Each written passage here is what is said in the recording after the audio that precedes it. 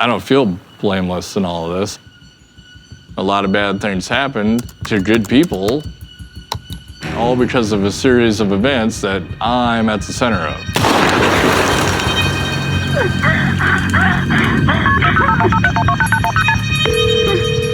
911, what's the address of your emergency? I've been shot. Hold on. Prosecutors allege a love triangle turned fatal. Of all the cases I've ever prosecuted, this is the most bizarre and twisted. The defense is arguing a murder might not have even happened. I was obsessed with this case. We all were. But we knew it was going to be an uphill battle. We didn't have a body. We didn't have a weapon. We barely had a crime scene. I mean, those are the things that every murder trial has. I thought I'd seen it all. I hadn't seen anything like this. I was terrified for my kids. The person we're dealing with is scary. Who knows what they're capable of?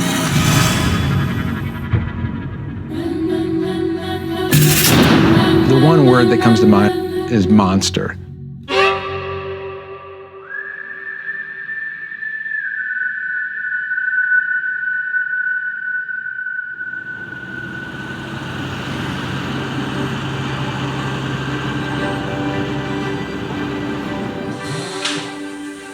It must have been 2000. I was working as a mechanic at a truck stop. One day, this blonde-haired, good-looking woman started working there. He asked if he could take me out on a date, and it was kind of in a goofy way. His dorkiness kind of did attract me. I found myself falling in love with him very fast. Before you know it, we had, everything but the white picket fence. So it was, the American dream, almost. Dave worked days and I worked nights, and so we didn't see a lot of each other, and I think that's basically where we started growing apart. We just weren't happy anymore together. And it was probably time to split.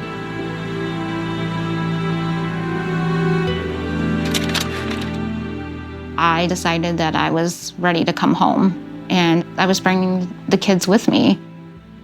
There was no part of me that wasn't going to take care of my kids, so separated or not, we were going to have to be in the same place. That's how I ended up moving to Omaha, Nebraska. But I had no idea what the hell was waiting for me.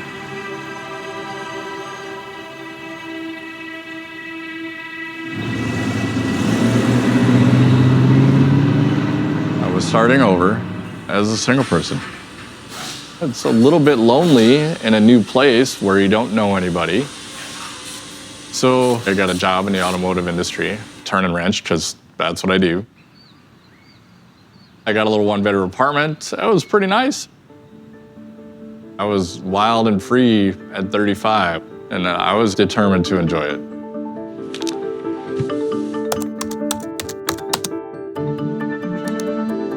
Plenty of fish. That's what everybody was using, apparently. I was definitely not looking for something serious.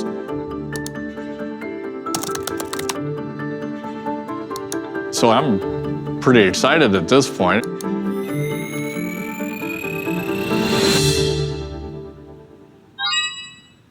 Zero, zilch, nada. Am I that bad that nobody wants to talk to me? A few days after that, looked again, and that's when Liz came into my life. She seemed very cool, very down to earth. She had a cleaning company. She obviously loved animals. She had 2 dogs, a cat, and a big snake. It turns out that we had a lot in common. We both liked sci-fi action movies, heavy metal. She liked motorcycles. I had a motorcycle. That was a match made in heaven. We both had a son and a daughter. We were both lonely. This was my first real date in years and years. I was pretty nervous, but we really hit it off.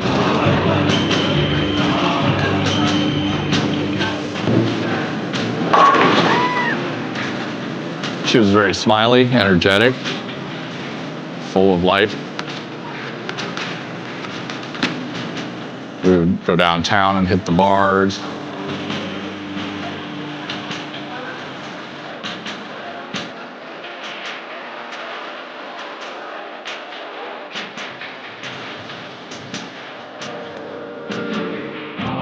You know, it'd been a long time for me, and I guess once I got the green flag, I was in.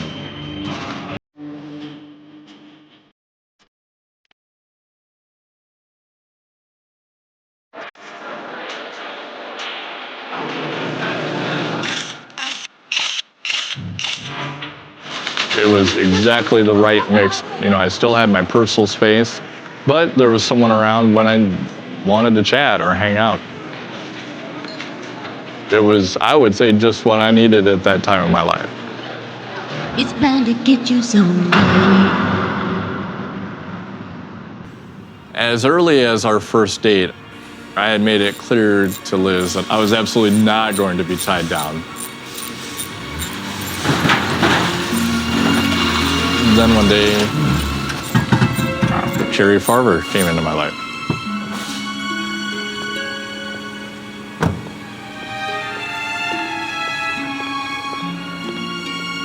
My initial thought was, dang, she's good looking.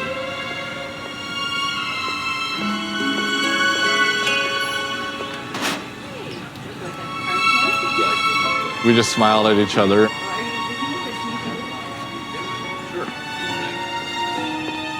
She was a customer, I was the manager, that was it.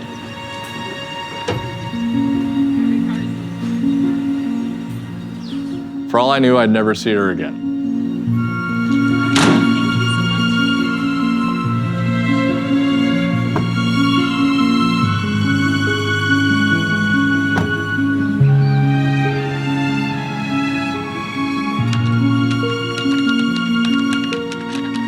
A couple weeks later, I'm going through the profiles on the dating site, and I run across one I absolutely recognized. It was the girl from the shop a couple weeks ago, Carrie Farver. And of course, I made contact. Hey, I know you. She messaged me back and said, I know you too. And that was it. Our first date was pretty good. She told me a little bit about her life. She had grown up locally in a small town. She had had a child when she was quite young, but had gone back to college to study. She had a career job. Computers were her thing. Her spirit and her drive definitely marked her out differently from the rest of the women I had met. She was smart and sexy, out of my league all the way around. But I asked her if she wanted to come back to my place. And she said, sure.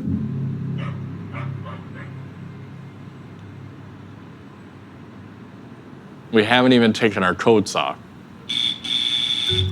And there's somebody outside.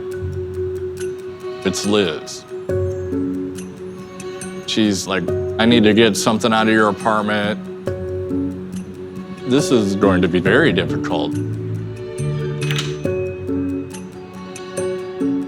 And I explained to Carrie what's going on. To have this conversation, yeah, it was a little fucking awkward. Carrie and Liz made eye contact for all of 3 seconds, maybe.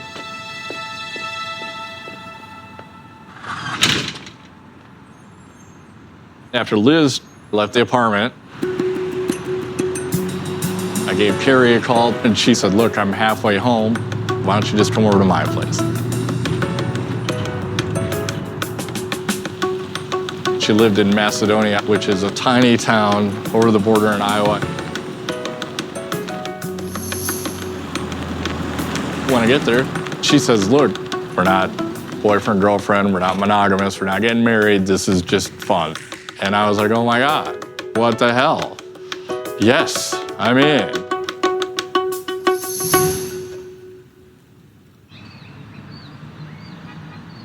Carrie worked 3 blocks from my apartment. So we immediately started spending a ton of time together. She stayed a lot of nights, but it wasn't all sex. We spent a fair amount of time just talking. And of course, I was happy to have her there.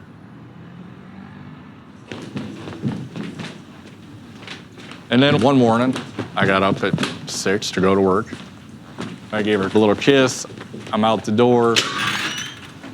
I didn't know at the time, but that day would change my life forever. About 10:30, I get a text from Carrie.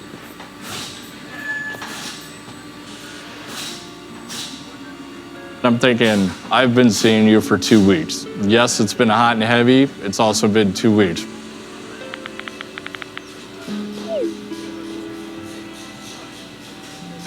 I felt like I no sooner said send, and I'm getting a barrage of texts back.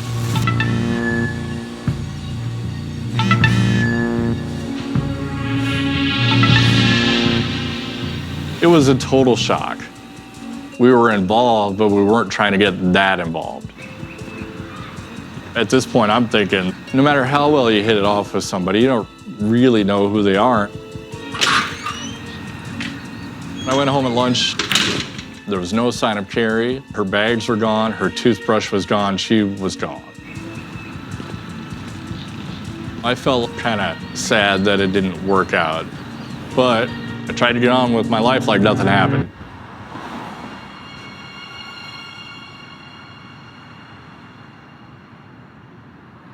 I didn't hear from Carrie for a couple of days. And then out of the blue, I started receiving texts from her again. The messages started slowly, but it ramped up. Meaner, ruder, more threatening as time went on. Why she would be harassing me, I just didn't get it.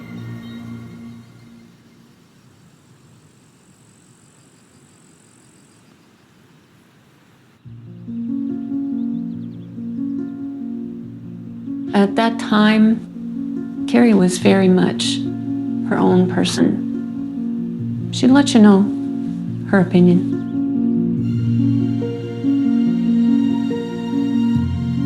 I knew that she had met somebody. It was a new relationship, and those are always, interesting at the beginning. He lived just a couple blocks from where she was working, which helped, and she could stay there. So I didn't think too much about the fact that I didn't talk to her. But after a while, I still couldn't get a hold of her. Mothers and daughters always have their ups and downs, and we did. But it was just so puzzling when I couldn't get through to her. So I'm at work, and my front counter guy comes back and says, Dave, there's sheriffs up front looking for you.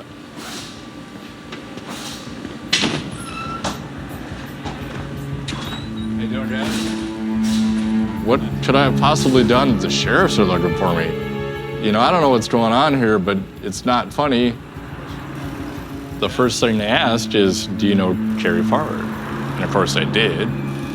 They told me Carrie's mother had filed a missing persons report.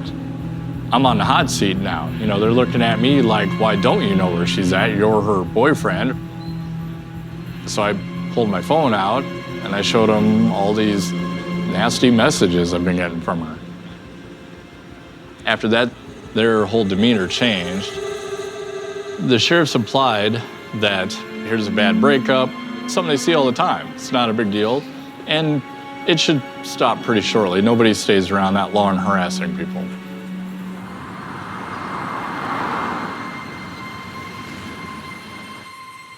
Shortly after we reported her missing, I started getting these messages from Carrie on her Facebook page.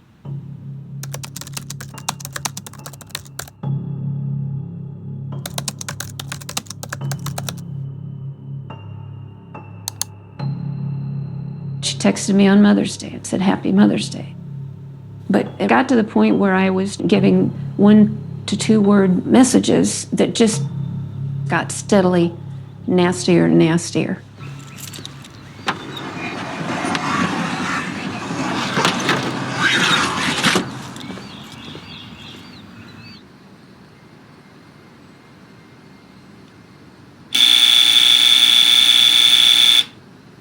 I hadn't seen Liz for quite a while, but then she comes to the apartment one day. She says she's, got something to show me. I look at the side of her vehicle, and it's very obviously been keyed deeply.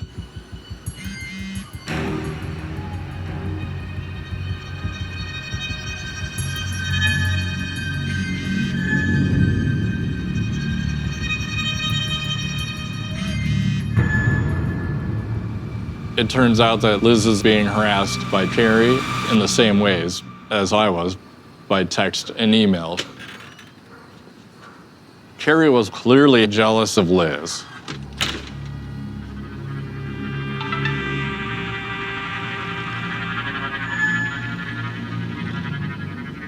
We were afraid that something bad could happen at any time.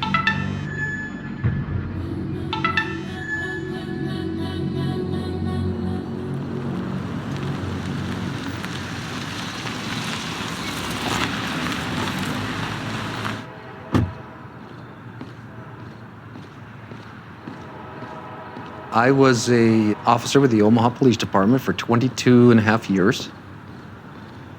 The last 10 to 12 years of my career, I worked as a Special Victims Unit detective, specializing in domestic violence and stalking.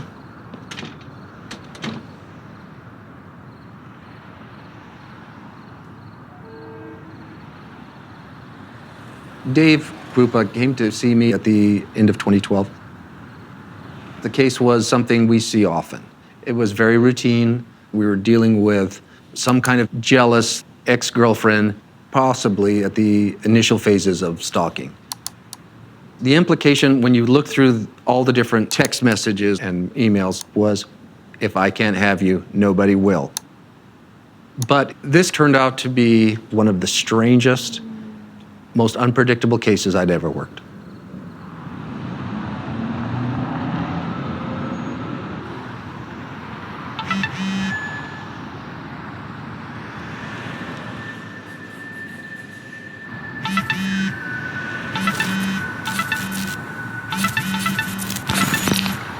The texts from Carrie for the first several days came from her original phone, but after that they changed. It was multiple other phone numbers, 20, 30, 40. You couldn't block them fast enough.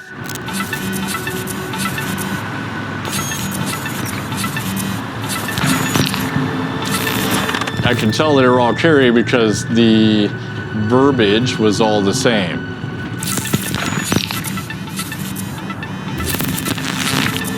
The same happened with the emails. The emails were under all different kinds of aliases or just random names, and upwards of 125 a day.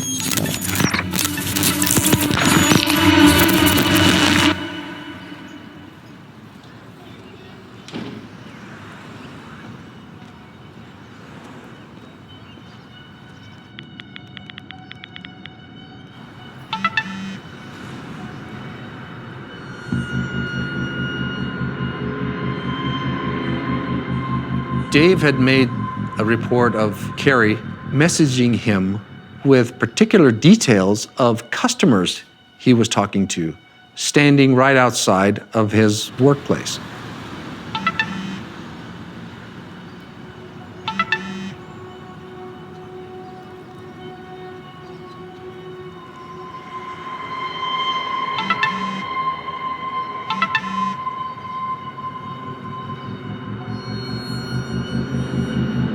I thought, okay, if she could see what he was doing, She's got to be hiding around his place.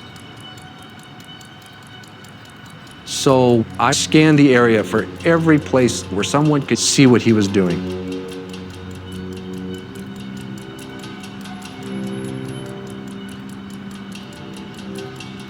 I was doing a reverse stakeout to find out where she was watching from.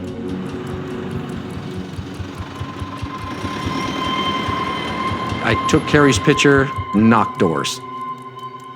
Nobody had seen her. I knew that before I could get anything done, I had to find her.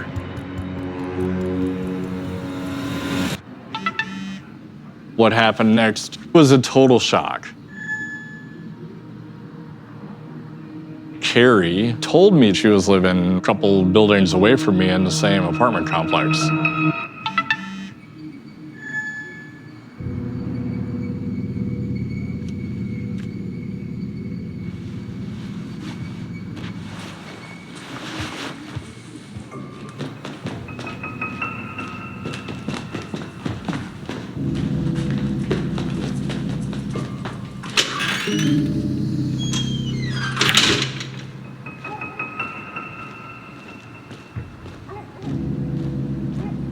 One, two, three. I'm hoping that I catch her. But the closer I get, 5, 6, 7. Now I want to call the cops.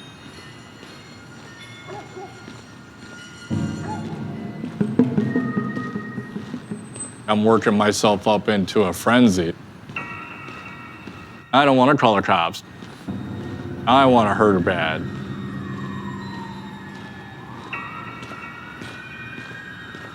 And then I hit 10, and then I hit 11, and of course I'm looking for 12.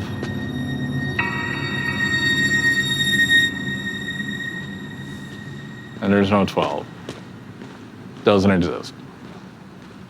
Just one more part of the mind fuck. As I'm walking back to my apartment, I'm looking at all the apartments everywhere. I'm wondering which one she's watching me out of. She did it purely to mess with my head.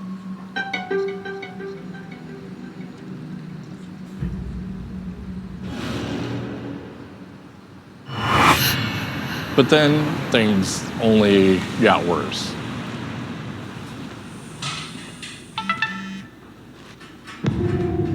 Oh, fuck. Carrie's inside Liz's house.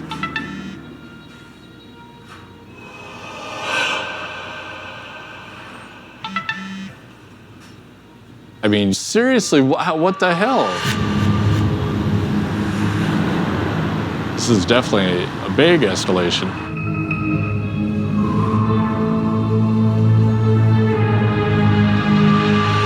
We find that not only has she keyed Liz's car in the garage, but she's spray painted on the wall.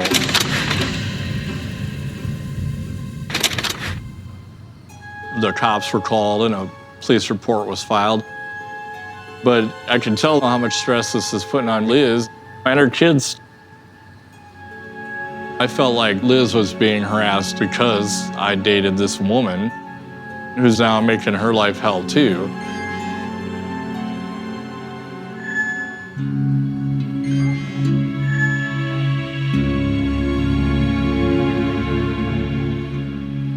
I felt like she was the real victim in all of this. And I wanted to try and protect her. We felt safe together, and our relationship rekindled.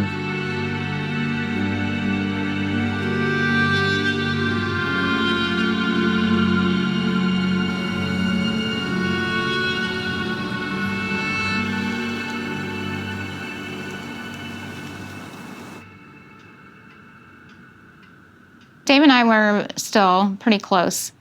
The kids went to his house on the weekends, so they knew some of what was going on with Carrie and her threatening Dave. After he had told me of all the text messages and the vandalizing, I told him that I didn't want the kids going over to his house.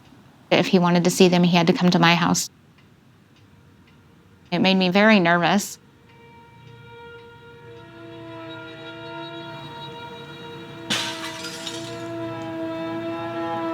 I'm at work and I get a call from Liz. One of my windows is smashed out and it looks like somebody's been in my apartment.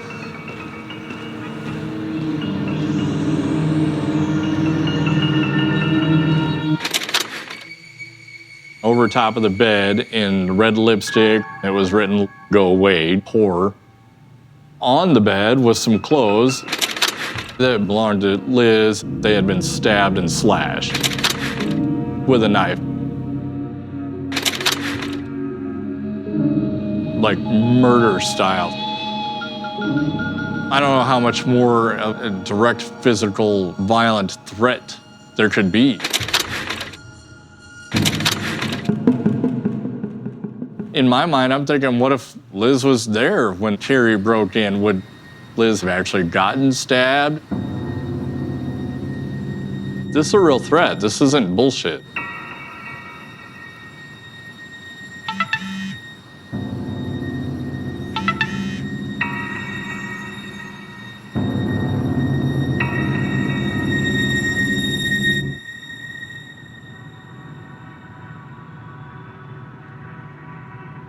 At this stage in the investigation, given all the things that had happened, all the different crimes that had committed, I had felt that I had sufficient probable cause for an arrest warrant for Carrie.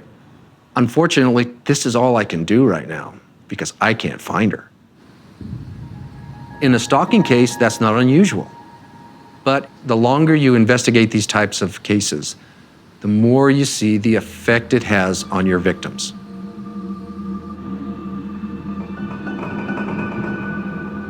The stalking had been going on for over a year. You know, it wasn't uncommon for me to go to dinner with my kids and get a message, "Oh, you're at so-and-so eating with your kids." Well, fuck you. Leave me the fuck alone.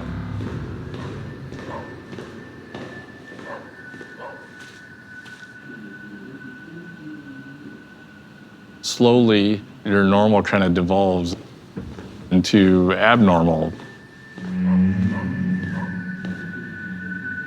The paranoia is your life.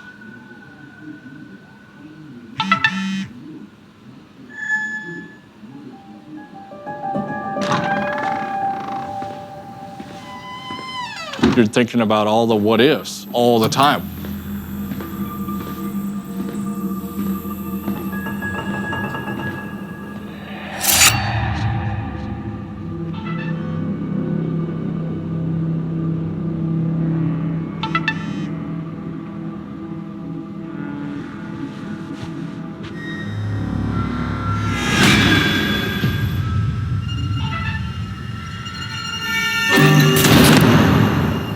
It was hard to know sometimes what was real and what I might be imagining.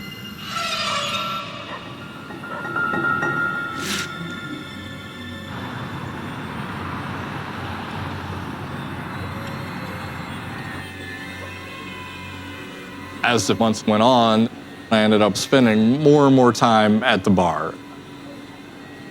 I had a drink, but it took the edge off. My brain could just shut the fuck up for a little bit.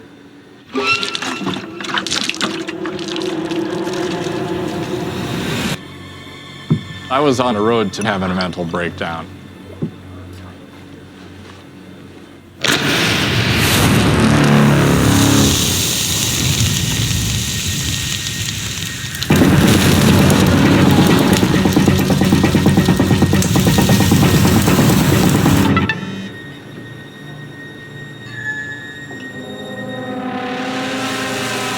My stomach just drops. I'm like, oh shit.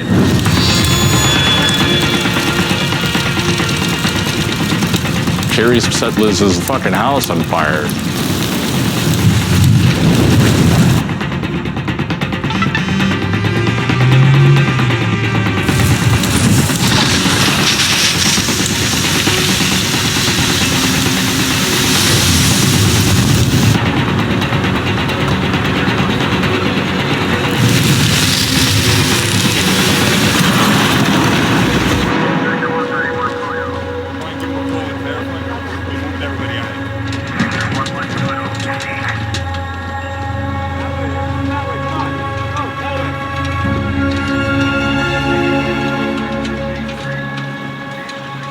Liz was by herself, just crying.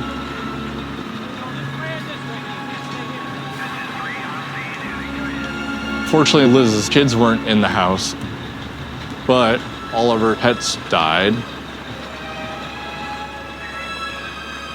She's lost her residence and everything she owns.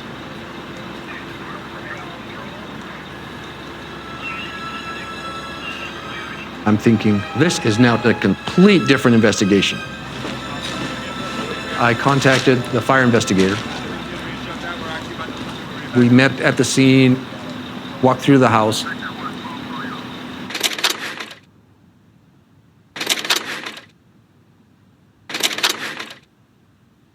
There was still water, the horrible smell of a fire.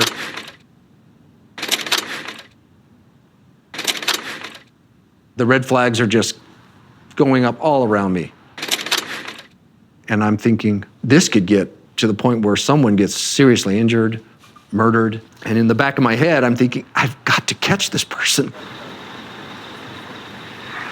Our investigation at the scene included, of course, speaking to Liz.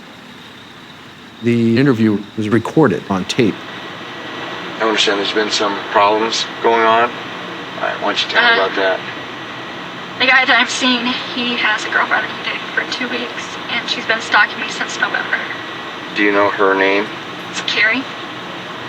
She kept texting me and telling me she wanted to kill me and my kids. Okay, it's pretty obvious this is an intentionally set fire. What about my animals? The animals I know that they're all dead, but the Humane Society is going to take care of the animals. Sorry. I just wish she would go away.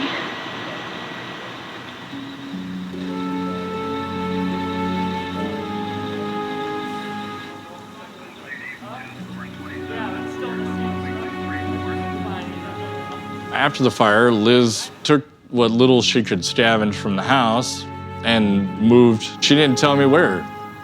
And I didn't blame her one bit. She did not want Carrie to come along after her. At that point, I felt alone. I didn't know whether to be mad or sad or cry.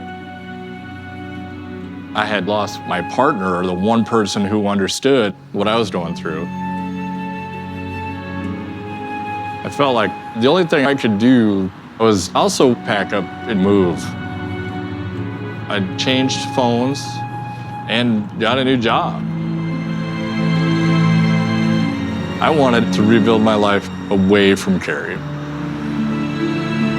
But in the back of my mind, I knew that she was still out there.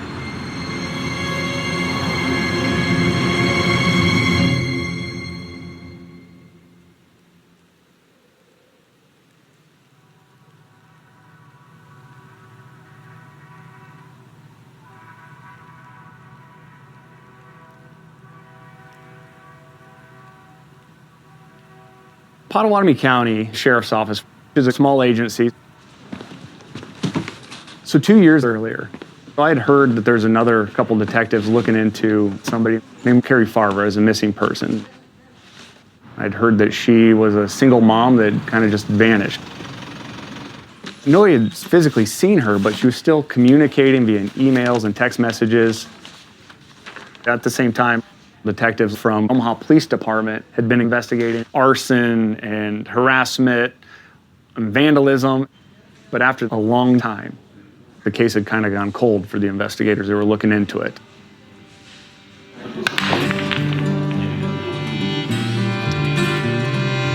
The case had always perked my interest, like it had always intrigued me. I remember talking to Jim saying, you know, we should ask if we can take the case.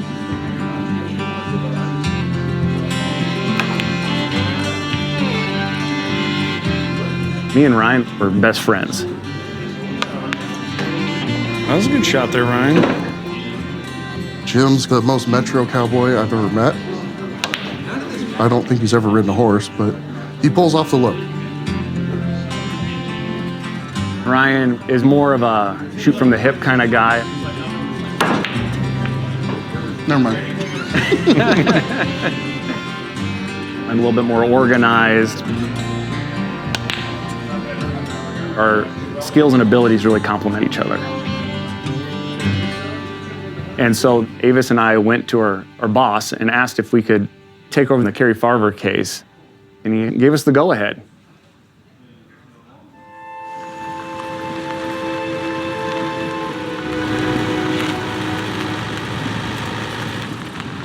We went to visit Nancy Rainey, who's Carrie's mother. She lived out in Macedonia, Iowa.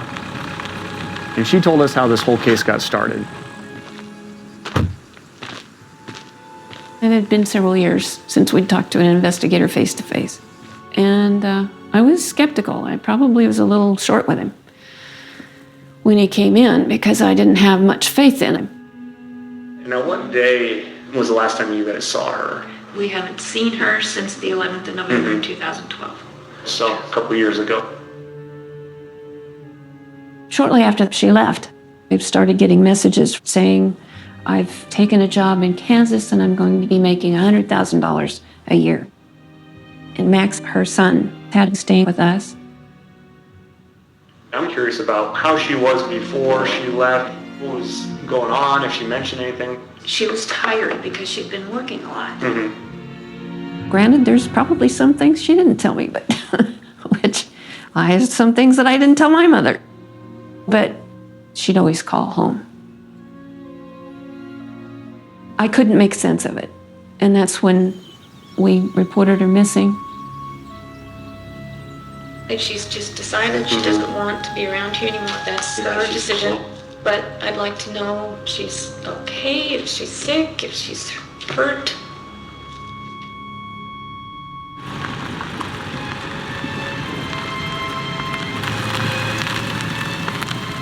When I first got involved in the case, I got involved because it sounded interesting. Once I met Nancy, it turned for me. I wanted to get her answers. Looking through the case file, the original reports noted that Carrie had a history of bipolar disorder.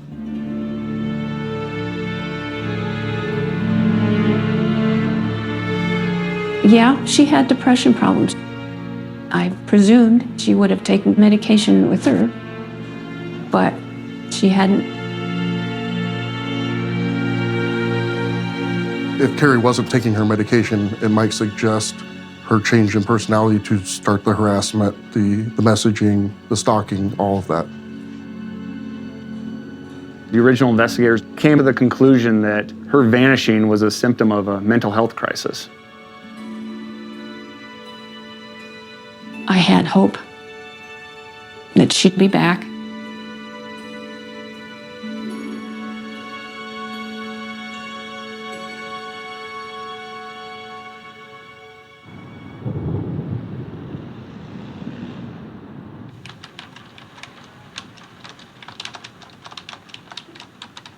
I'd moved and was just trying to start over. Liz is out of the picture.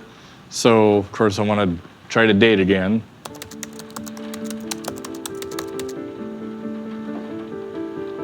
I hop back online onto another dating site. Make the profile, start talking to people. End up talking to a particular woman. Things are going well, we're chatting. Set up a date.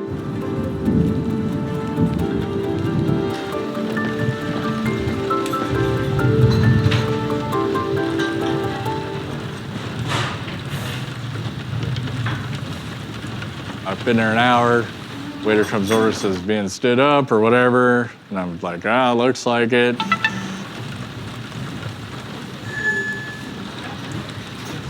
So I sit there for a little while longer. And sit there, and sit there, and sit there. And about the time I decide she's not coming, she sends another message.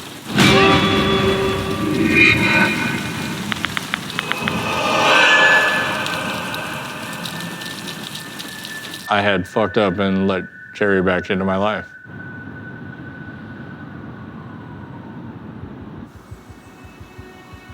But this time, it started to get so much worse. All of a sudden, Amy, my ex, became a target.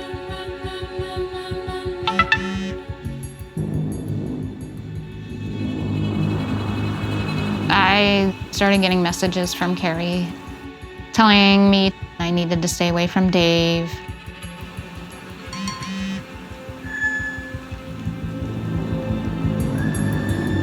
I was terrified. But then the text messages started involving my children.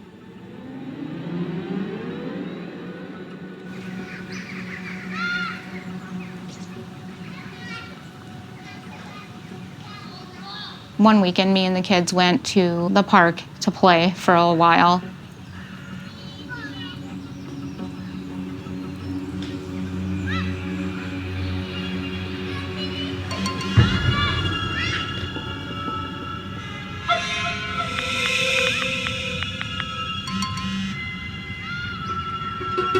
She knew exactly what we were doing.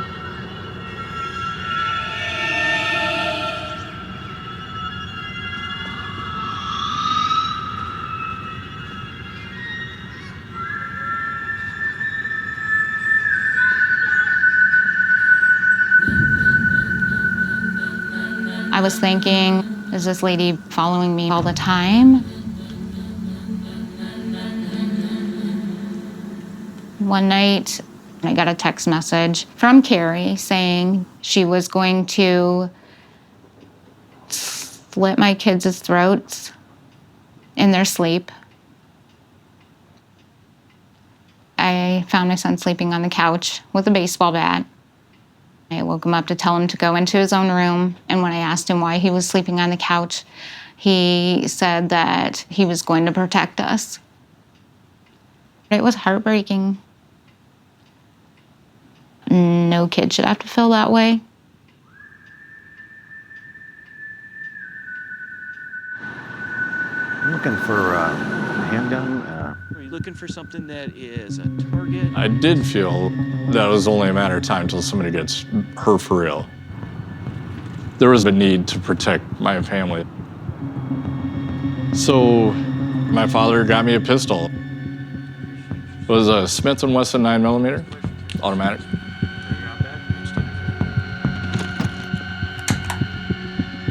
I'm not a gunslinger, it's not gonna hang off my hip.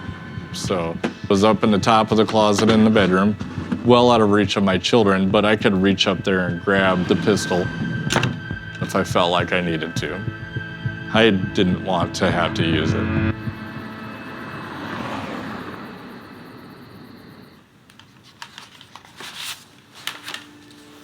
There's a lot of mystery in this case.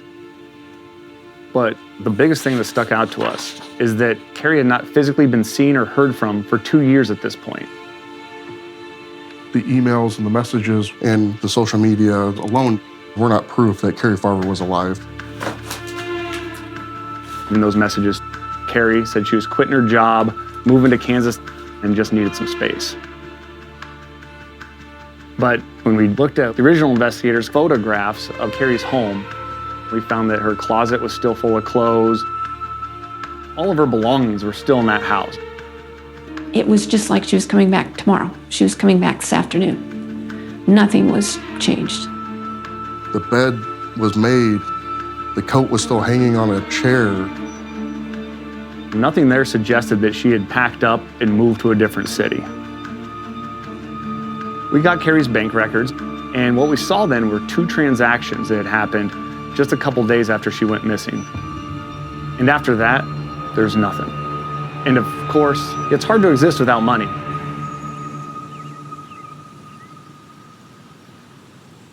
Right at the time she went missing, Carrie's father was dying. In my mind, she would never have left because her dad was so sick. 2 weeks, 3 weeks after he passed, I had this very vivid dream about him. And in that dream, it said, "Nance, she's with me. It's okay." I can still see his face. But I had to be there for Max to give him a stable life. He was only 14. I don't know if it's a mother's thing or what, but I just knew Carrie was not with us anymore.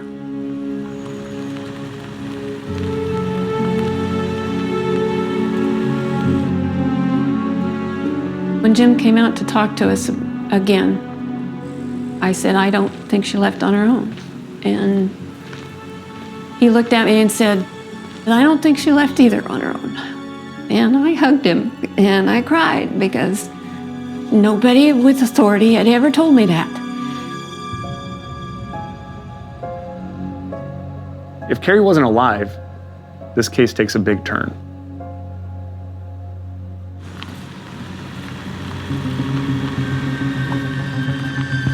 It was all just theories and speculation. But we continued the case, looking at it through the lens of a death investigation. We knew Dave and Liz had been getting these harassing emails and text messages from Carrie for years now. But if Carrie was dead, clearly she hadn't sent the messages. So in order to figure out what happened to Carrie, we needed to figure out who was sending these messages. We needed an IT guy.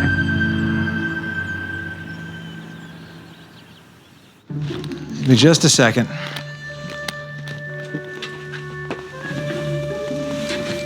I've got Soylent, which has caffeine in it, and then I've got coffee, which has caffeine in it, and then I've got the remnants of my last coffee, which has caffeine in it.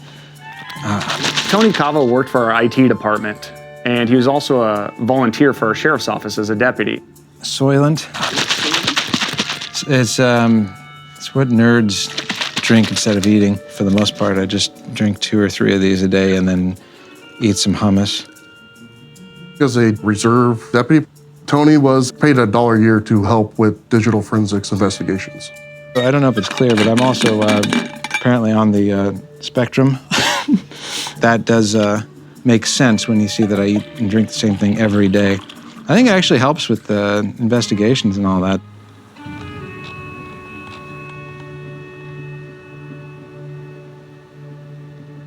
In the Carrie Farver case, there were hundreds of thousands of email messages, hundreds of thousands of text messages, over 2 years of digital evidence.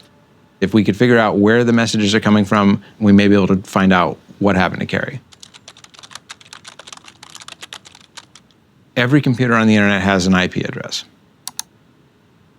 It stands for Internet Protocol. It's like the address on your house, except for your computer. And so if we can find an IP address for an email or that was used to send a text message, we can use that to try to trace that back to an actual location. But it seemed like whoever was sending these messages was using a lot of different services to hide their real IP address. VPNs, proxies, and sometimes even the Wi-Fi at McDonald's. I was just certain that there's going to be an IP address in there somewhere that would be key in trying to solve this. The solution was to write the program that I needed.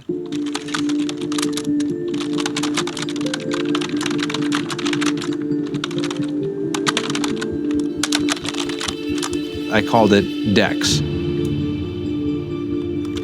Once I have DEX available, I start asking it questions. I was trying to find a pattern in the chaos of all this information.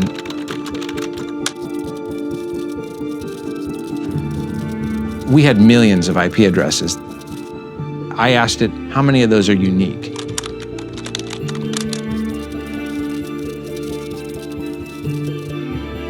That narrowed it down to 13,000. Then I asked the follow-on question, show me the top 10 IP addresses we've seen everywhere in this case. Out of the top 10 IP addresses seen everywhere in this case, 8 of them are VPN services. We're not going to be able to do much with that.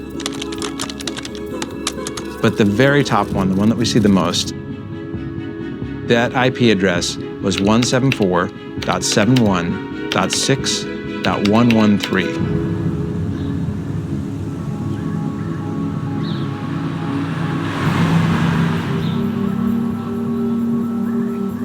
The IP address was connected to a house in Council Bluffs, Iowa. It was the home of a man named Todd Butterbaugh. This was a huge shock because Todd works at Pottawatomie County and I'm his boss. Obviously, this was an awkward situation.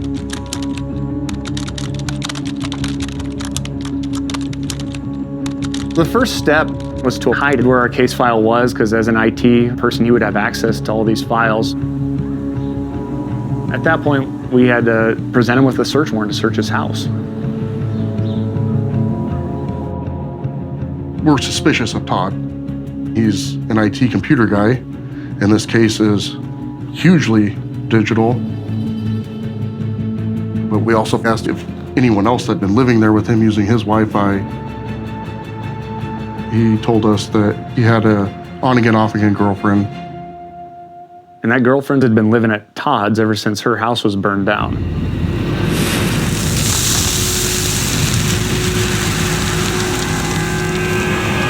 Todd's on-again, off-again living girlfriend was called Liz Goliard. I was floored. The case took a 180 turn just like that. Todd had told us that Liz Goliard had been using his Wi-Fi for years. We pieced together the digital evidence and all of the email accounts and everything else. It's clear that all roads lead to Liz. Everything suggested Liz had been impersonating Carrie from the moment Carrie went missing. Every message that was sent to Dave, to Liz, to Nancy, to Max came from Liz herself. We believe that Liz was the victim. It's not true. In fact, Liz is the stalker.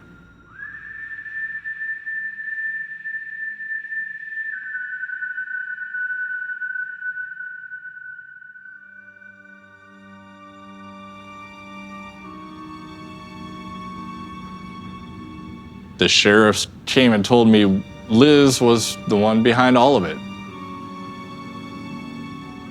My brain was spinning. I went to the back of the shop where my toolbox was, and I just leaned on it and cried.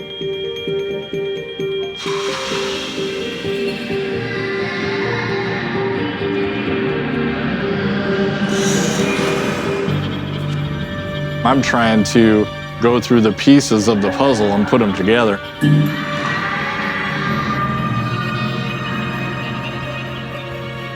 Carrie was never the one outside my house messaging me. Carrie wasn't the one that keyed my car or burned down Liz's house or smashed my fucking windows.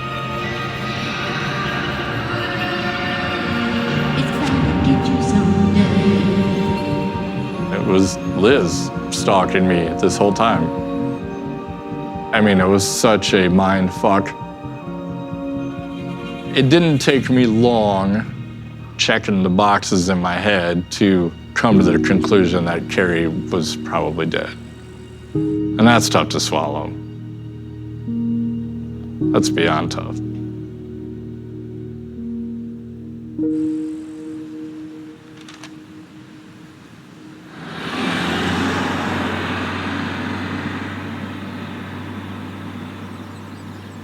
At this point, we believe Liz was responsible for whatever happened to Carrie, but we could only prove that Liz was posing as Carrie. That's about it. We couldn't tell you what happened to Carrie. We couldn't tell you that Liz was involved. And so we couldn't just arrest Liz. But she became our primary suspect on what happened to Carrie. So now we needed to look back through all the evidence that had been collected in a whole different light. The original investigators had believed Liz was the victim. And so they downloaded her phone just a month and a half after Carrie went missing. When looking through Liz's phone downloads, I found something that was missed by the original investigators.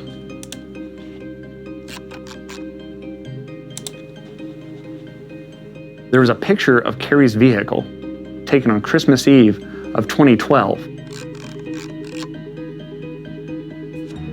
Looking at the case file, we see the car was not recovered by police until January 8th. This photo suggested Liz knew where the car was the whole time. That fact revealed a totally new aspect of our investigation. When a vehicle was recovered in January of 2013, it was then processed. When I'm looking through that report, I found that a fingerprint was discovered. The fingerprint was inside the vehicle on a mint container that was on the center console. We had that fingerprint directly compared to Liz's known fingerprints.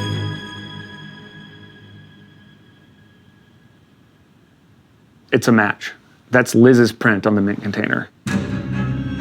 This is solid evidence that shows Liz was in Carrie's car prior to January 8th when we recovered that vehicle in 2013. It was a huge break for us. But at the same time, it doesn't answer any questions of what happened to Carrie or where Carrie's even at.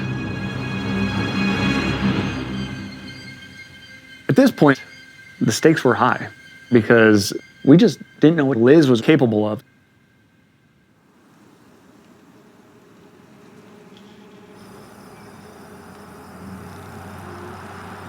As we were looking for more evidence, we decided to put in a tracker on Liz's vehicle.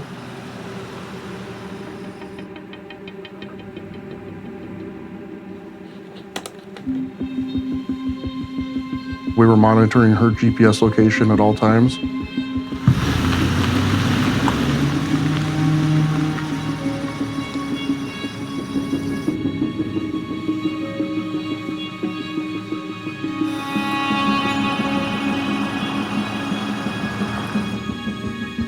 We find out that she's driving and circling around Amy's house on a daily basis.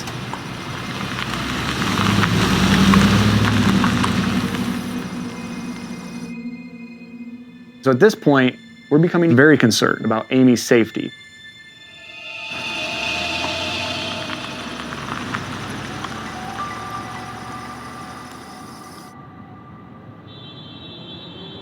I had been visiting my kids on a Sunday night. I get back home, it's probably 8:30, 9 o'clock. I go in my bedroom to change. As soon as I opened my closet door, I noticed my gun had been moved.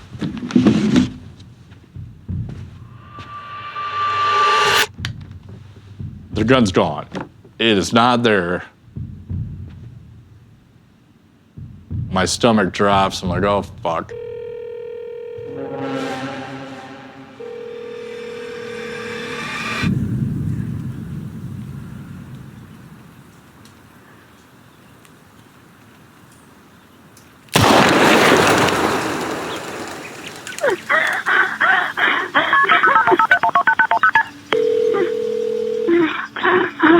What's the address of your emergency? I've been shot. Okay, where are you at? I'm at the park by the sheriff's department. The night of December 5th, 2015, I was out directing traffic at a nativity scene. As I'm doing that, I heard a radio call said that there had been a shooting in Big Lake Park. Okay, is there any serious bleeding? Oh, my leg is filled with blood. Okay. Is the assailant still nearby? I don't think so. They took off running. Woman shot at Big Lake Park. When I heard that, my heart immediately just dropped to my stomach. I mean, like that. I was convinced Dave's ex-wife, Amy Flora, had just been shot at Big Lake Park. Do you know who did it? No. Do you know if it was a male or a female? A female. Later on, there's a news report that says there's a woman shot and her name is Liz Golyer.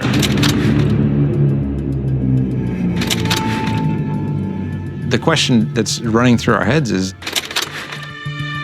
who would want to shoot Liz?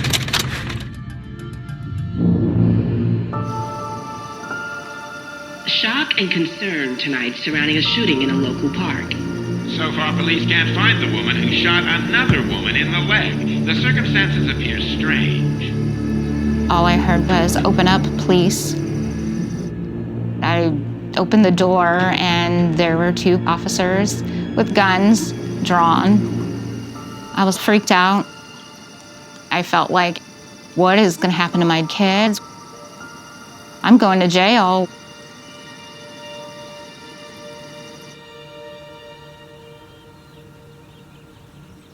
Once she had recovered from the shooting, we invite Liz to the sheriff's office for an interview. Well, I'm Investigator Doty. I work here for the sheriff's office, okay? I'm aware of that whole deal that happened right over there in Big Lake. Okay. I've read the initial police report, and it ID'd Amy as the prime suspect, okay? I mean, I wouldn't put it past her. Mm-hmm. In truth, I did not suspect Amy of shooting Liz.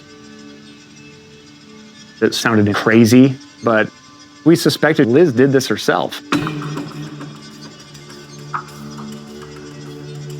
We believed that Liz stole the gun out of Dave's apartment. And then Liz used that gun to shoot herself. I've been shot in the leg. It seemed like she was trying to set up Amy, not only for the shooting, but also for Carrie's murder. I know that there's been some hostility between you and Amy. And it's the same hostility that she has towards Carrie, too. Yeah, has she ever said... She's out flat, told Dave that. She's told me that. What's the hostility she's had towards Carrie? Help That me she wants to understand. beat the crap out of her, Okay. like, all the time. We knew the game Liz was playing, and we were going to play along with her theory. In my head, I'm thinking if she was bold enough to go and then shoot you, okay, she could easily be bold enough to have done something to Carrie. We were hoping she was going to help us out any way she could if she thought we were going to lock up Amy. So we used that to try to turn the tables on Liz and deploy a bit of a ruse on her. If you would kind of go back through, if you have any type of history of contacts with Amy, and just make sure there's nothing there where she said something a little bit more threatening than, hey, I want to beat up Carrie. If she made anything, real threatening statements or inferred that she ever did anything to Carrie, because that's like gold to me if we had something like that. Okay. Because then we could start building a case. Hopefully, Liz would write to herself posing as Amy. And hopefully, we get enough details that we'd be able to build that case against Liz.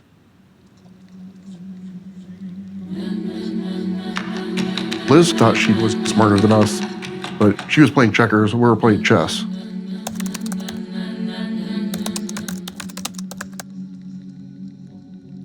Just a couple days after the interview with Liz, she started forwarding us messages from Amy, confessing, "I shot you at Big Lake Park because you wouldn't stay away from Dave." We knew this was Liz writing to herself using Amy's name. It was a good start, but I knew we were going to need more details from Liz of what actually happened to Carrie.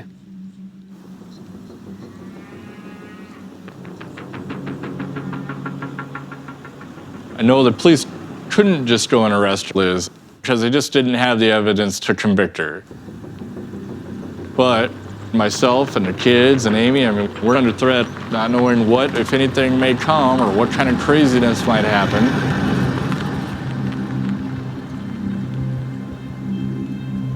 If she could shoot herself, what else is she capable of? I was terrified at that point.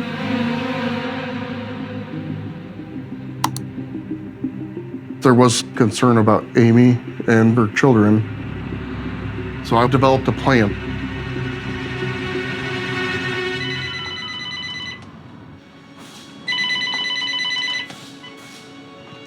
I got in touch with Dave and recorded the conversation.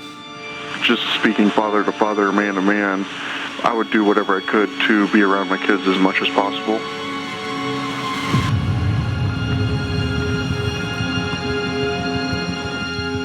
I'd be damn near moved in with Amy if I were you. Okay. If I had to get back with my ex and move in with her, so be it, as long as I know my kids are safe. Okay. I'll take your advice.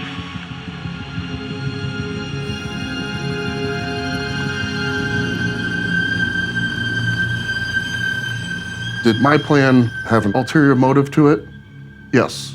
We knew that as soon as Liz found out that Dave was moving in with Amy, we're gonna start seeing some real raw emotion coming from her.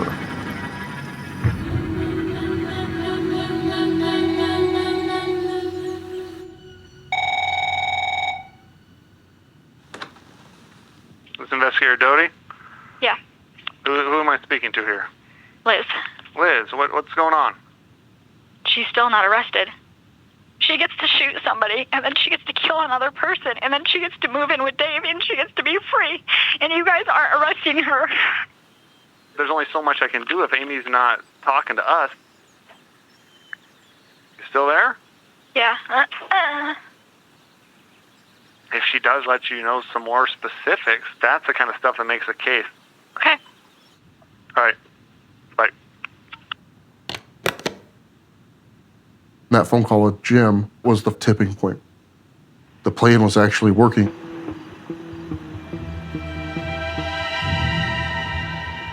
That night, there was a huge break for us. Liz starts forwarding us more messages from Amy. But this time, details about Carrie's murder began pouring in.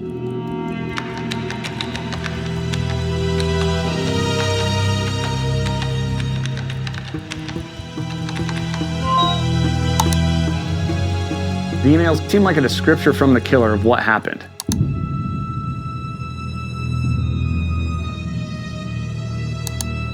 We knew this wasn't Amy. We knew this was Liz writing to herself, posing as Amy.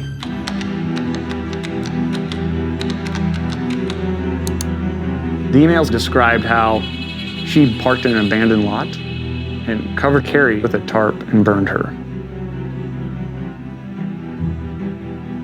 As detectives, there's some excitement because maybe we're getting the evidence we've been looking for years.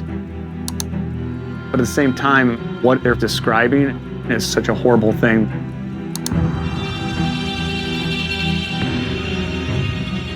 These confessional emails, if true, were a huge break to us, because up to this point, we had no idea what happened to Carrie. We believed Liz was involved, but we had no idea what she had done.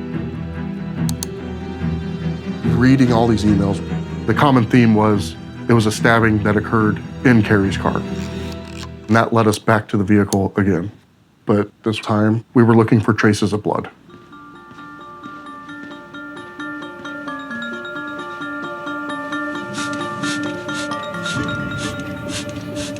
We processed the vehicle with the blood reagent. We just sprayed everywhere we could think of. This chemical, when it hits blood, will glow under a black light.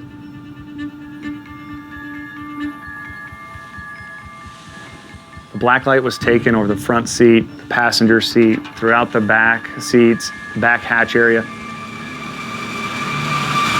And we saw nothing. There were no traces of blood.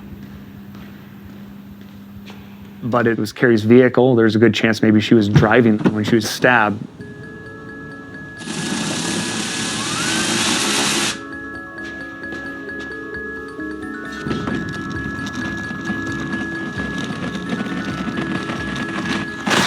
So I pulled the fabric off the driver's seat, and there was nothing under there. It was just normal foam.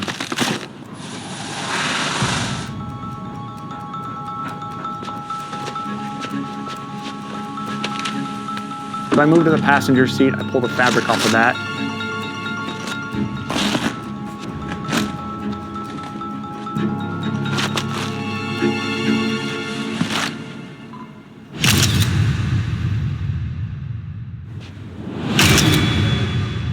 On the bottom of that seat was a big red stain.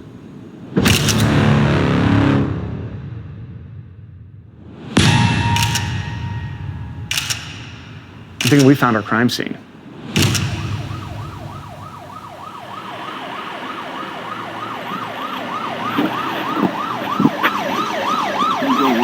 Ambrose? Yeah, I'm gonna run with him.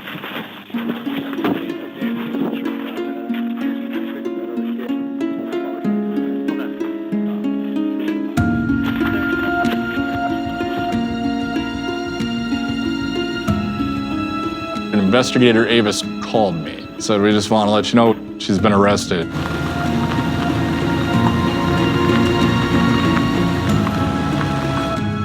In that moment, it did feel like a weight was lifted off my shoulders, but not all of it.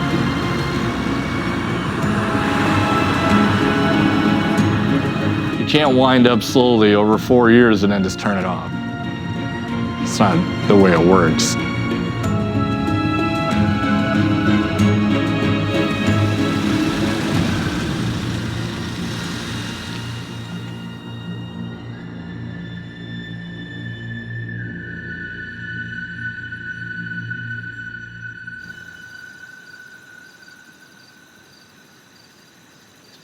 Now, the reason why you're in this chair right now today is because you have a lot of questions that you need to answer for me. Did you ever see Carrie's car? You ever seen it? No. A picture of her car with her plates, her Explorer, is on your phone. I've never seen her car. You've been in her car. You drove her car. No, I didn't. I've never been inside her car. I've never even been around her car. Ever. Your fingerprints are in there. No, I haven't. I'm not lying. I've never been around her car. I've never even seen it. This is where I want you to think hard, okay? About what direction you're going to go in here. Are you going to sit in this chair and be remorseful? Or are you going to sit in this chair and be cold-blooded? Because right now, after 4 years, this family's been looking for answers. For years and years, people have been sending emails under Carrie's fictitious accounts. The IP addresses show up to whose house? Your house. Why would you create all these emails? I haven't created any emails. They're coming from you. No, they're not. I'm not going to be accused of something that I didn't do. Their finger's pointing right at you. Then I'm done talking, and I'm going to have my attorney.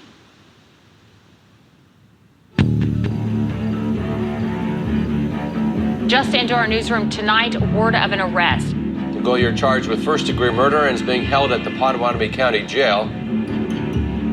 Once Liz was arrested, that doesn't mean investigation was over. This trial was going to be tough. We needed brilliant prosecutors working the case with us. Looking from the outside, this case truly came across as far-fetched. I'm wondering to myself, how am I going to get a court to believe that this is true? This was somebody keying their own car, stabbing their own clothes. This person had even burned their own home. I mean, who's going to shoot themselves in the leg, for crying out loud? But my biggest concern, honestly, was how do you prove a murder without a body? We needed to prove that A, Carrie's dead, and B, Liz killed her. It was all-consuming work, day and night, in search of some kind of smoking gun to prove Carrie was dead. Avis and I were leaving no stone unturned. Anything that could potentially help us with this case, we wanted. It was exhausting. 12, sometimes 14, 16 hours a day, going back through the same old phone dumps that we had reviewed 1,000 times, making sure we didn't miss something. All those emails, all the email accounts, make sure we didn't miss another one. It took a toll on my life. My marriage was failing. I knew that I wasn't being a good dad at the time, which broke my heart. A year or so before I started working on this case, I'd been diagnosed with having a brain tumor. At this point in the case, as it was really starting to heat up, the tumor got bigger, and that meant surgery. And so I asked the question, is it going to impair my ability to do work? And the answer that I got was yes. So I said right away, I'm not doing the surgery, not till this case is done. We were both 100% dedicated, just hoping to find whatever that missing piece was.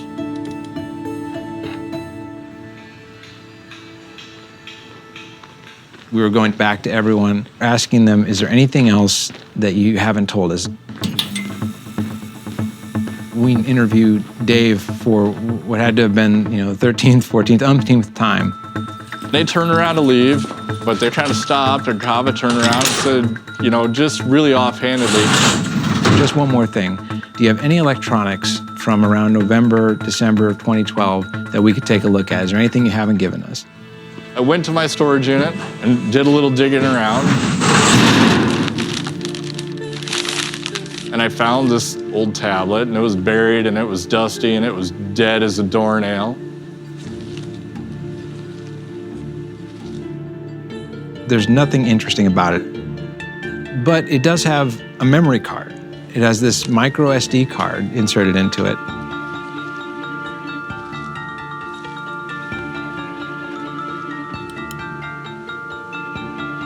When I examined that micro SD card, it didn't show any files at all. Nothing's on it, like it's been wiped clean. But we can look deeper and we can look for deleted information. And so that's what I did. And then all of a sudden,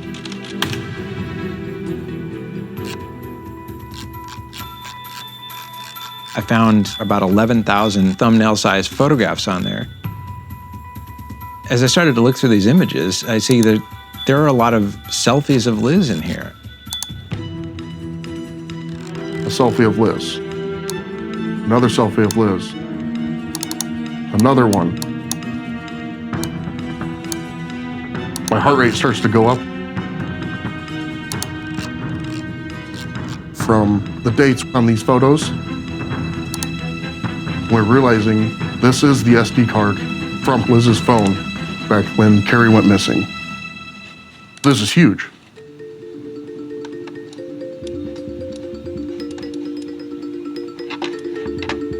I started to look through the thousands of photographs. Is there any information here from 2012 that would help us with this case?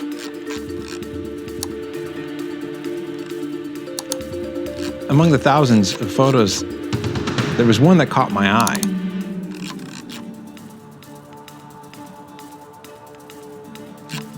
I thought it was a piece of rosewood. I didn't think it would have any bearing on this case, but I was curious because it looked different. When I took a look at it from a couple different angles, I thought, this looks like a foot. I'm not a pathologist. I do have a copy of Gray's Anatomy, so I went to the bookshelf. And there is a drawing right there that shows that this is where the veins are in the foot. And there is something that happens post-mortem called venous marbling, where these veins become visible. And I thought, all of a sudden, we're seeing a picture of a dead body. This might be Carrie's foot.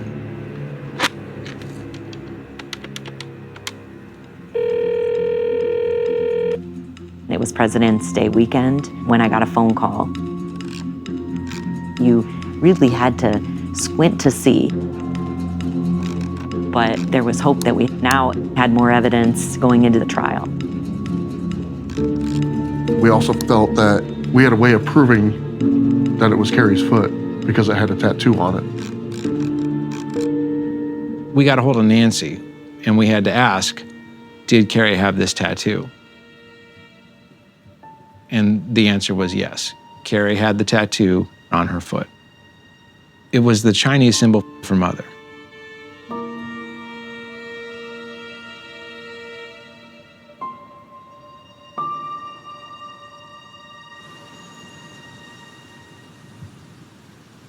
New tonight, an Omaha woman on trial for murder. Prosecutors allege a love triangle turned fatal, but the defense is arguing a murder might not have even happened.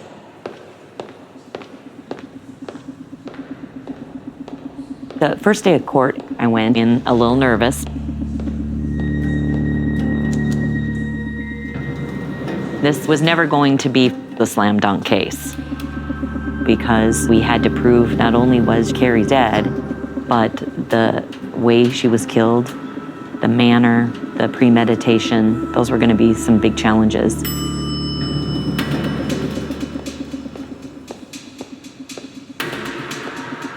This is a bizarre and twisted case of a fatal attraction. I really didn't know what happened to Carrie until the trial. There isn't any question, Your Honor, that Carrie's dead, and the evidence shows she was killed in Omaha. I wish it wasn't the case for this family.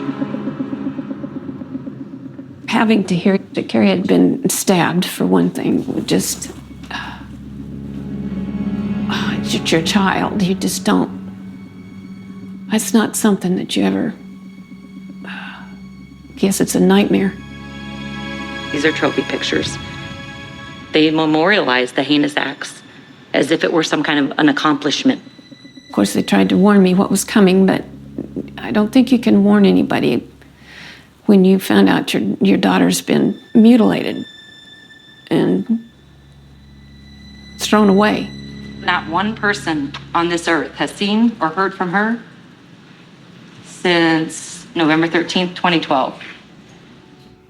That just tears me apart.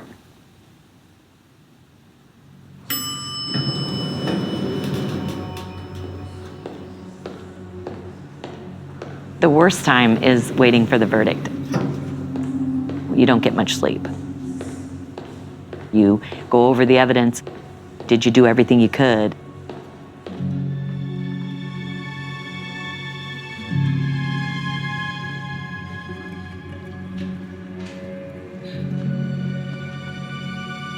I remember walking into the courtroom, it was tense. There was media and family. We waited for the judge to take the bench. Part of me wanted to believe that it was a foregone conclusion that she was guilty. But we were all worried that there was every possibility she could walk out of there. The stakes were high. If Liz is found not guilty, Carrie's name isn't cleared. There'll always be a shadow over Nancy and Max and the entire family.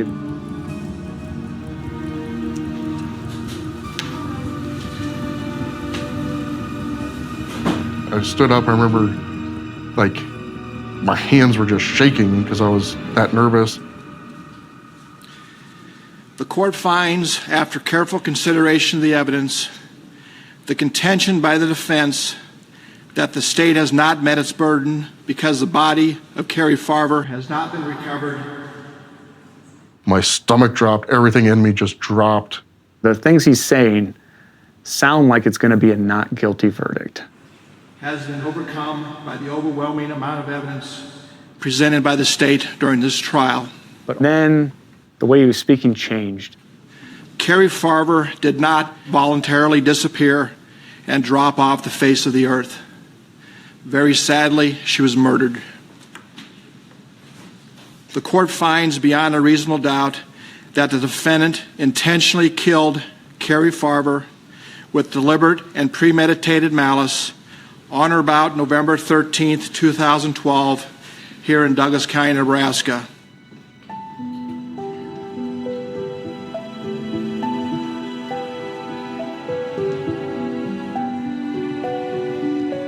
There was crying and hugs with all the family members.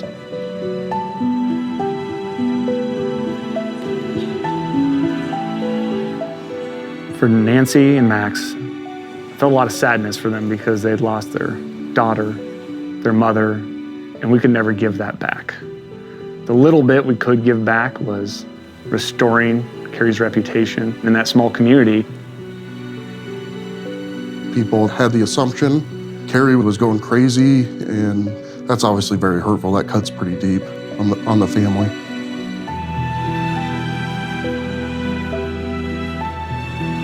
We got really close to Nancy and Max throughout this whole thing. We really got to know who Carrie was, too. Oh my gracious. Go, Mom. Okay, come on, let's go. Let's go. Hold on, I gotta get the cookie out of it. See, there's cookie. You grew to see that she was a great mother, that she was a good person. Oh, man! You're good, though. What did you do? Okay. Oh my goodness. You have to just turn him off. The woman that I dated had goals and was smiley and wanted to be something. She was just trying to make her way in this world.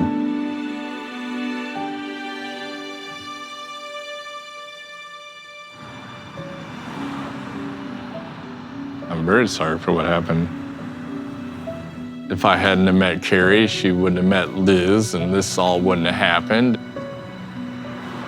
If I'd have known the choice was this craziness or tell Carrie I'm not interested, I would have told Carrie I'm not interested.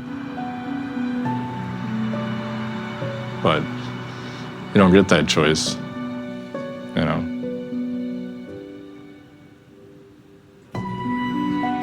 All right, so which ones am I again? 6 through 10. Oh man, this is not looking good. 10, 6. Well, yeah, I don't like any of my options, really. Just hit them all then. Oh, I'm about to. I will forever be grateful to Jim Doty, Brian Avis, and Tony Cava. Okay, what, is my turn again already? Do you really not know how to play pool? Well, I've seen it done. Okay.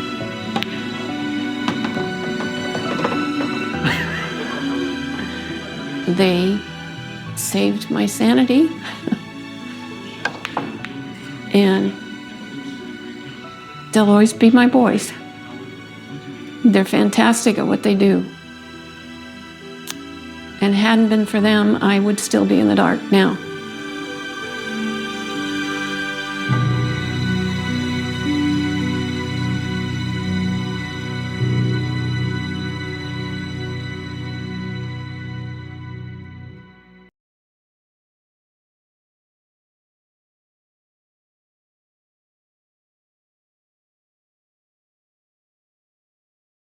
This story starts with a funny and formidable couple, Andre and Genevieve Gournier. They spent all their lives side by side. He cheated on her, and she never forgave him for that. Their friends say that when he had his back turned, she was giving him a hand. And that one day, she would have put 6 liters of water in the tank of his car to ruin his life. In 1999, Andre and Genevieve were found dead, side by side, at their home near Saint Etienne. Suicide? Technically, it's possible, but difficult to conceive. Murder? That's also possible, but difficult to prove.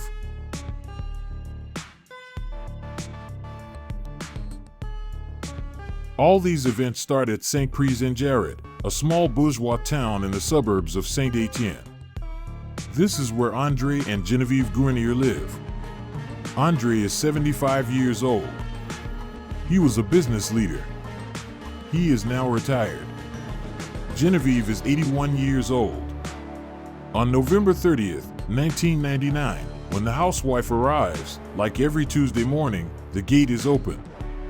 When she arrived, she went up the stairs, the outside lamps were on, and rang the doorbell, but didn't see anyone, and no one came to open it.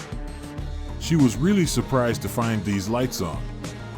Josephine, the housewife, hopes to find the keys at a neighbor's house, an old friend of the couple.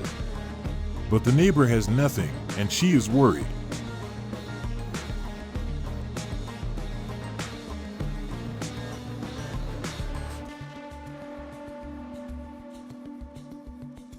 Immediately, she called Mr. and Mrs. Gournier, but they didn't answer. So she said to herself, something is wrong.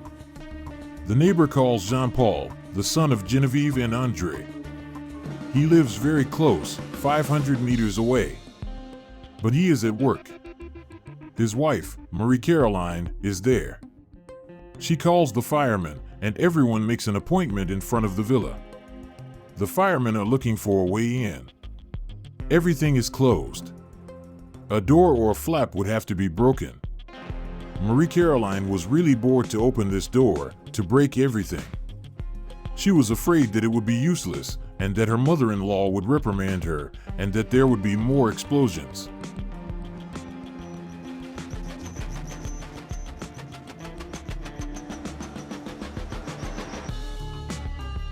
She thought that her parents had gone shopping or that they weren't there.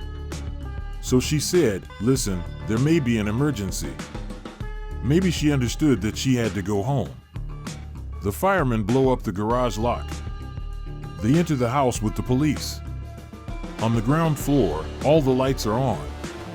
We hear them talking. We wonder what's going on. As we enter the dining room, we see that the TV is on. Andre said she was sleeping. The grandfather, lying on the sofa, he has his glasses, he has his eyes closed.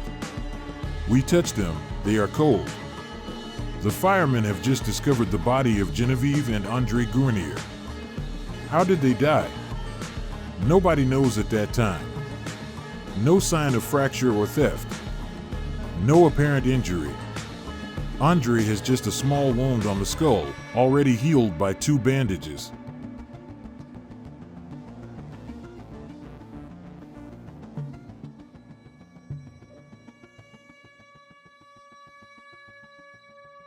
Everything was well arranged.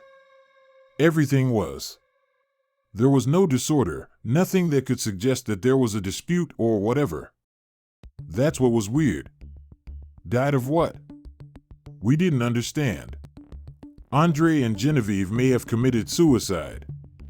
The police and firemen look around, search the trash. They find no goodbye and no medicine box. In the kitchen, they notice an empty minute glass on the kitchen. One of the buttons is wide open, but it doesn't smell like gas. The can is totally empty. They end up calling a colleague with the tester. He checked if there was carbon monoxide. The tester said no, so they didn't worry about it. In Genevieve's bedroom, on the ground floor, the neighbor discovers iron placed on a nylon curtain. It's plugged. The curtain had probably been placed carefully on this table. It had burned and left a big hole. I reported it to the police. The police immediately answered that it was an elderly person and that it could have happened. Marie Caroline calls her husband. Jean-Paul immediately leaves the clinic where he is a surgeon to join her.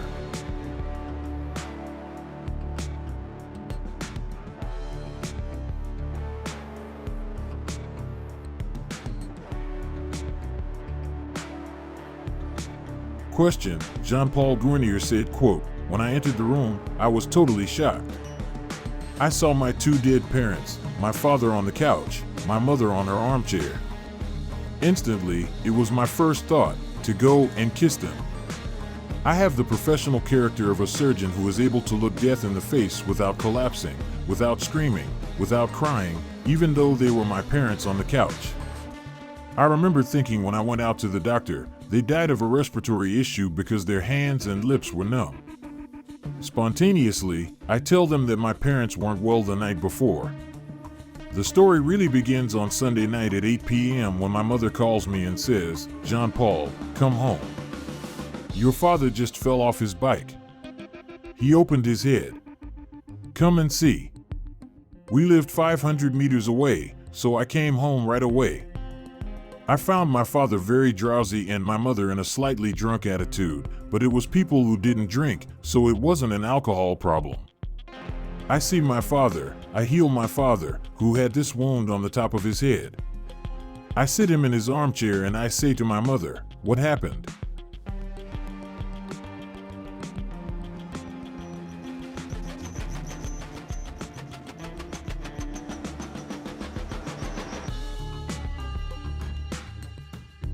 I said to her they were not well, both of them.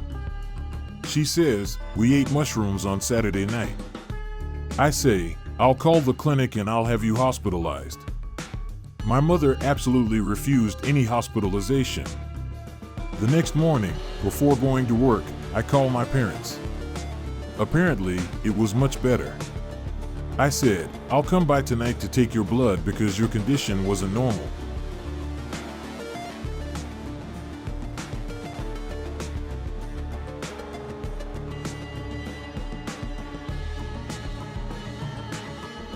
As investigation goes on, and faced with this suspected death, the prosecutor of the Republic orders an autopsy and opens a judicial information in search of causes of death. The next day, the local press evokes these two mysterious deaths. According to these journalists, the investigation is oriented towards food poisoning. The police are immediately worried about the friends who shared the famous mushroom dish with Andre and Genevieve. But they are doing very well. They are even surprised that the police can consider that this meal may have caused the death of the gourmets. Biologists find nothing suspicious in the urine or in the couple's blood. Everything is negative. The biologists found nothing that could explain Andre's death and Genevieve's.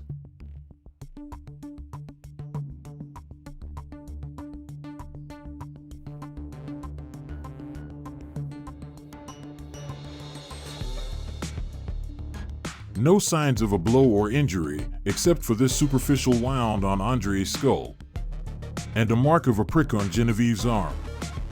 Their conclusion? He would have died of a heart attack. Aging, stress, metabolic disorder? The judge finds this report a little succinct. The findings, which were supposed to be obvious, had not been made. For Mr. Gorney, they did not have the blood sample, since we knew there had been blood samples. It's quite curious, they have two people who die together, and the report of the expert doctors does not open any perspective. It's as if, in the end, there was no autopsy. It's an autopsy, for me, that was blank. Judge Chauveau therefore orders a new toxicological expertise, this time in a laboratory in Lyon.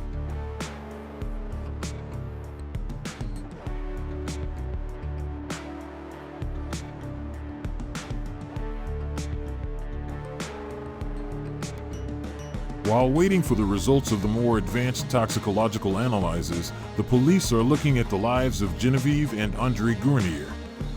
And they discover a couple with particular behavior. Andre and Genevieve met in Senegal after the Second World War. At the time, Andre was an engineer. He inspected planes and commercial ships. Genevieve, she worked as a director's secretary. She was divorced and was almost 7 years older than Andre. A woman of character. She had been resistant during the war and worked as an auxiliary nurse for the Red Cross. She was a woman with a very strong personality who raised her brothers and sisters. Her parents died and she took care of all her brothers and sisters. She was a boss. She loved to command and she loved to be obeyed. She was very proud, very intelligent, but very proud. It was Genevieve Gournier.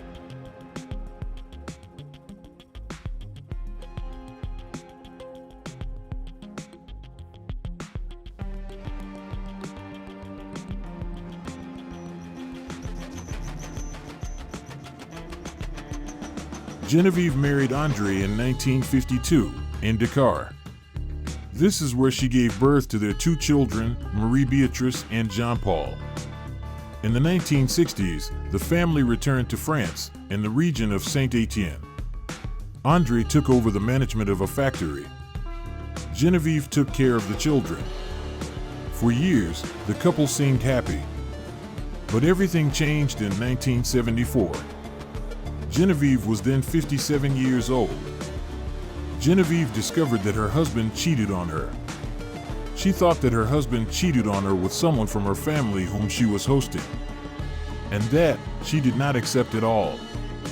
She was humiliated. She changed everything. She had lost. She was so funny, but she was no longer herself. She only thought about that. It was obsessive.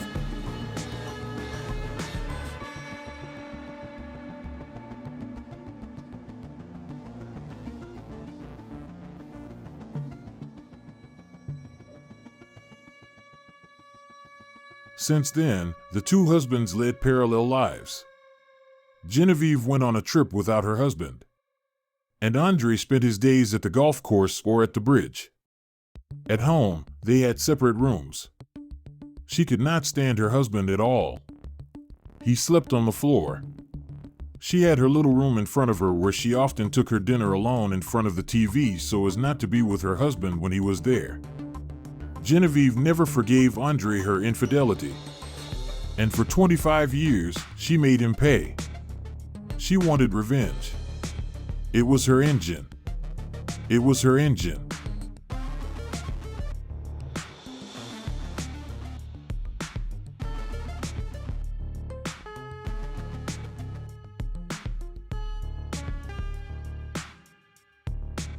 It was always her who criticized him at the end of the day. She gave him an arm when he turned his back, for example, in front of our children. Genevieve knows that her husband continues to deceive her. It makes her sick. In the spring of 1997, she hires a private detective. She tells me that he has a mistress who took him home. That's already hard to pass. And what's more, this woman left again. She stole jewelry and a fur coat from me. So she would like to know who is this woman that my husband meets, and meet her later so that she can give him back what she stole from me. The detective discovers that Andre did not properly speak of mistress. He frequents a prostitute who works on the motorways. The detective reports in detail to Genevieve. For her, it's a beating.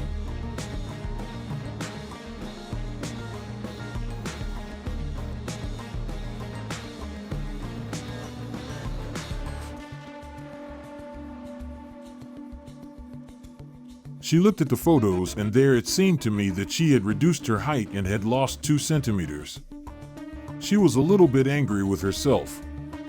It was especially the fact that her husband goes out with a low profile. She told relatives about it. She said she was going to delete it.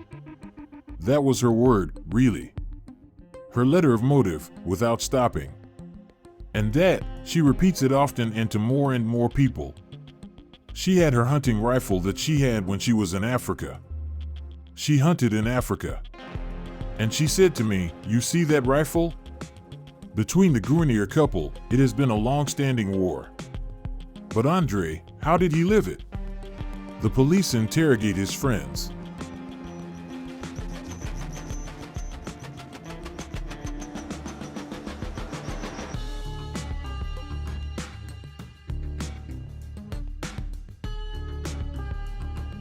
All describe him as a good living person who breathed the joy of living. He loved life. He was still someone who had a young mind already and who had no reason, to my knowledge, to want to end his days. On Genevieve, they are more nuanced. She was depressive, and since a recent hospitalization, she accepted badly to be physically diminished. About 2 months before her death, she told me that she could no longer stand her physical deterioration and that she could no longer stand her old age. It was the first time I saw her also detached, and she told me at that moment that she wanted to end it. But the police also learned that the 2 retirees had plans for the coming months.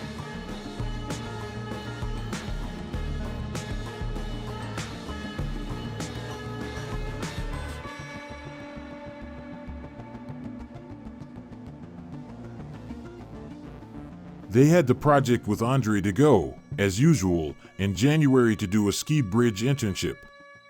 The only difference is that it was the first time she joined us. And she had the intention to make a trip to Burma in the spring. A week before their death, Andre and Genevieve were talking about this trip. Andre had paid a deposit of €150 for the ski trip. And Genevieve had just asked a Parisian friend to buy her a very expensive fabric from a great seamstress. All this does not match a suicide. The investigation, as I could perceive it at that time, was very ambivalent. There were elements that came close to Mr. and Mrs. Grunier, but there were elements that contradicted each other in the statements. For the children, Jean-Paul and Marie-Beatrice, things are, on the other hand, very clear. Their parents committed suicide. No need to investigate, there is no doubt about it.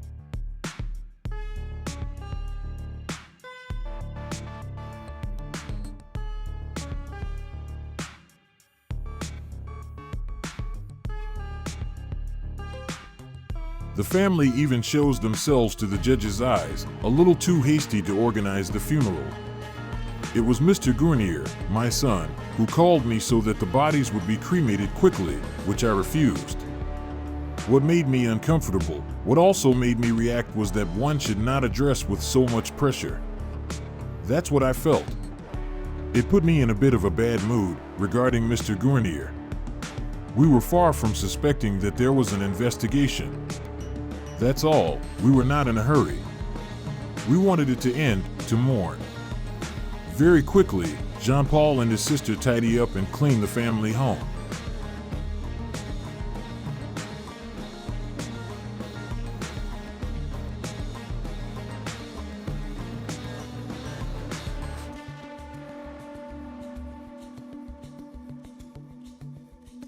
They find clues there that, according to them, comfort the thesis of suicide. My wife told me that she had found the jewels of her mother, tidied up, with the name of the little children as if she wanted, as if she had prepared her departure, saying, "I'm preparing my jewels so that each little child has a jewel." A few days later, Jean-Paul gives the police a letter signed by his two parents. A week before he died, Andre and Genevieve announced to their little children that they had just opened a savings account.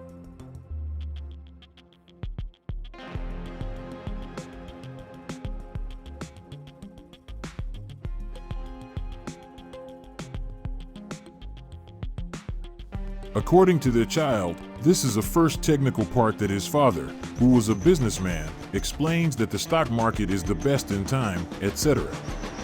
He has at his disposal to provide information. But it's especially the second part of the letter that is very interesting, because they explain that the only refuge is the family, that you can only count on your family, and that whatever happens in a family, everything ends up getting better, and that whatever happens, they don't mention the parents, the adults will explain it to you later. And for him, this sentence is very significant because it's the announcement of the tragedy. So she had killed him and killed herself. Just before that, they had both gone to Reims. They hadn't been there for years, to see Mom's family, to see their friends. It's a bit like the farewell tour before they both left. Let's admit that they were planning to commit suicide, that they did this farewell tour.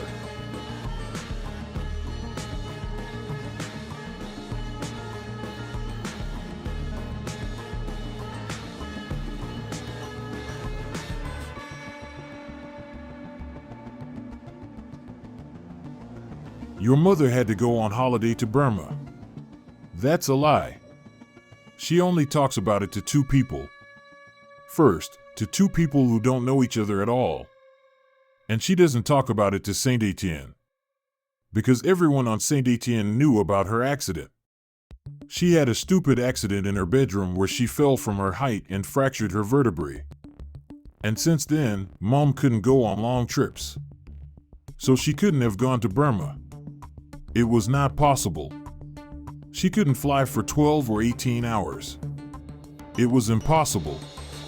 The police stripped the time of victims and went back to the famous mushroom dinner, 2 days before their death. On Saturday evening, Andre and Genevieve had dinner at a friend's house, about 20 kilometers from their home. At this dinner, Genevieve seemed happy.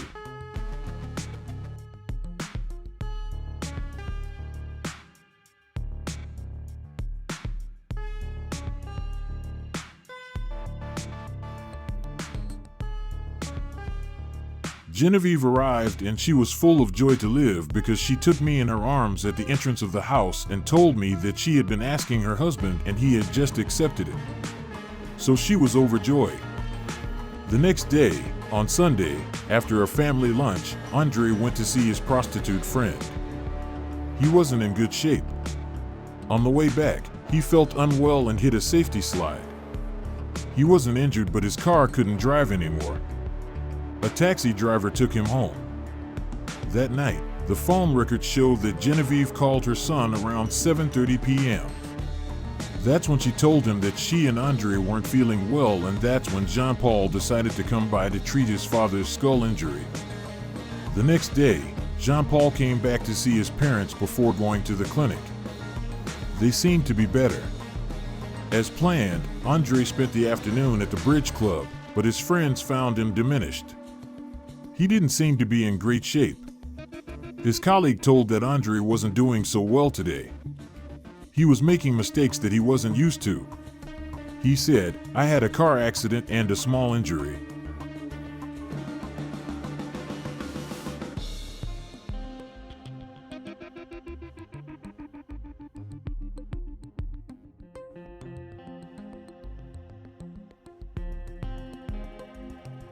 The car accident, according to what he told, he doesn't remember what happened. That night, Jean-Paul returned to his parents to give them a blood test. Jean-Paul Gournier said that he arrived around 7:30, 7:40 at his parents' house. His mother was there. Shortly after, his father arrived. Time to talk, time to discuss. The blood test was done around 8 p.m. He left and went home. His sister, Marie Beatrice, called her parents around 8:30 p.m. But no one picked up. Jean-Paul was the last to see his parents alive.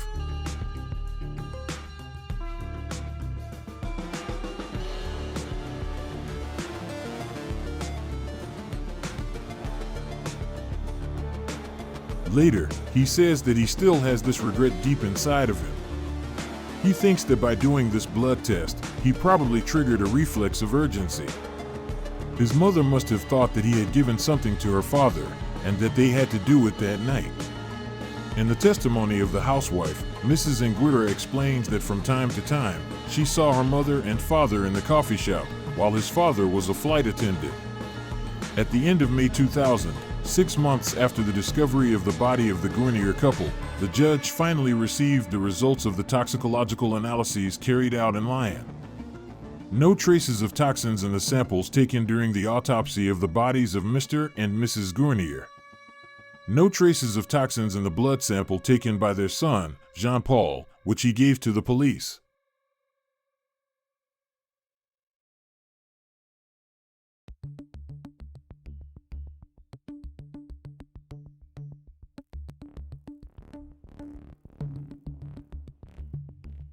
However, we will find something else, and this is very interesting. It is really a turning point in the case. In the blood samples taken during the autopsy, we will find important traces of a product called Tracrium. It is a paralyzing product used by anesthetists, so only in the hospital environment. It is a product made from curare, the poison curare. It is a product that aims to prevent the patient from moving. It paralyzes the muscles, including the respiratory muscles, and that is why a respiratory assistance system is needed so that the patient does not die during the operation. And what the expert says, and which is important, is that there is only one way to administer Tracrium. It is by intravenous injection. That means, Christophe, that we used a syringe.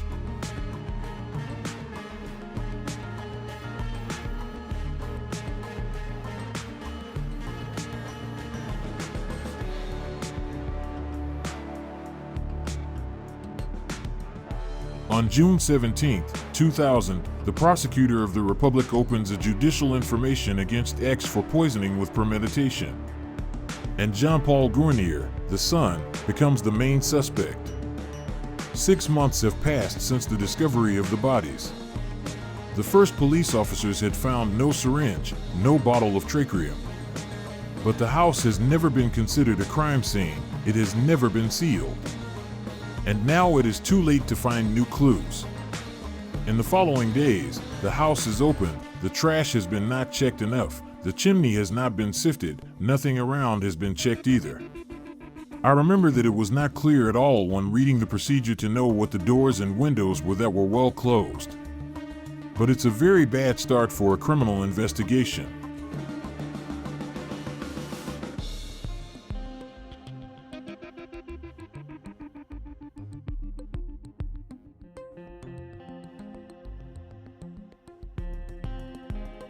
The police can only rely on the first testimonies and photos.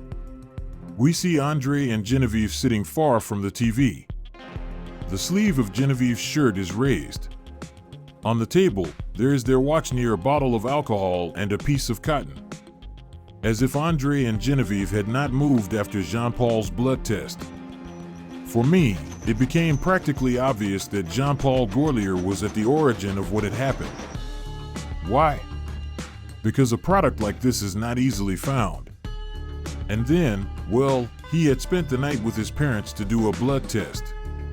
And, well, it was very, very disturbing. Jean-Paul Gourlier does not yet know that tracherium has been discovered. The police are tempted by a guardian, by inquiries. But the judge of instruction asks them to wait. So they go to check the list of clinics where they work and to search the bank accounts of the parents. In the end, nothing conclusive. Then, 4 months pass without investigation. On October 25th, 2000, the judge finally gives his green light to place the surgeon in custody.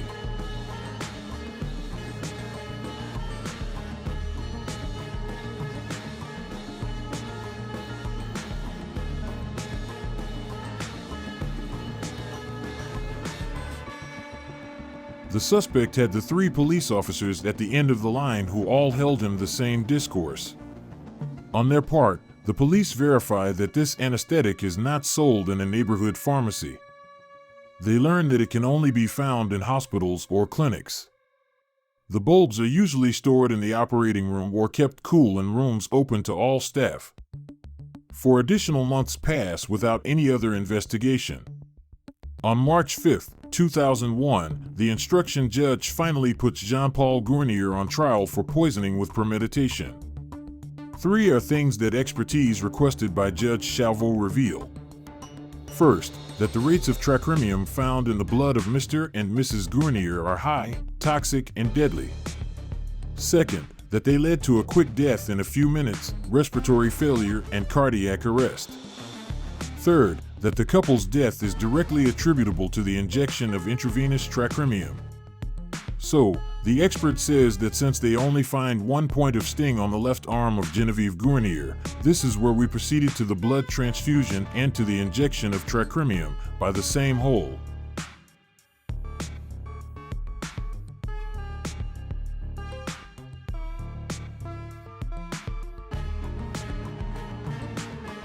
There is no other trace of sting on Genevieve Gournier's body.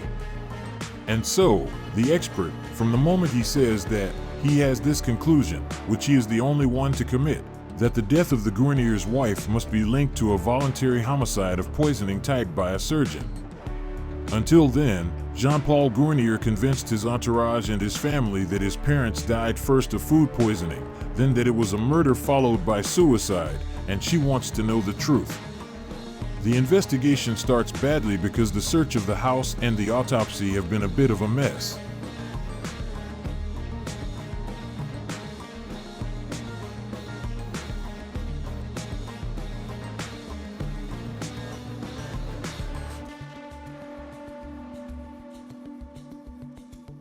But how could they have done otherwise? We could not have done otherwise because if they have been messed up, it is also thanks or because of Jean-Paul Gournier. He is on the scene immediately after the discovery of the bodies and who explains to the investigators and his colleagues, since they are in the medical field, that it is probably a food poisoning. So at first, it is the thesis of a poisoning that prevails, and we do not think at all of a criminal hypothesis.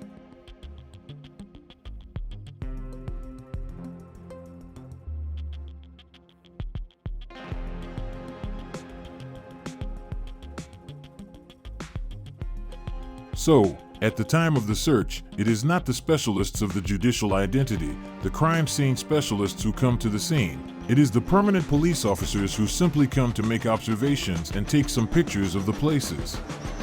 So very quickly, Judge Chalveau considers that there are not enough elements to send Jean-Paul Gournier in front of a sitting room.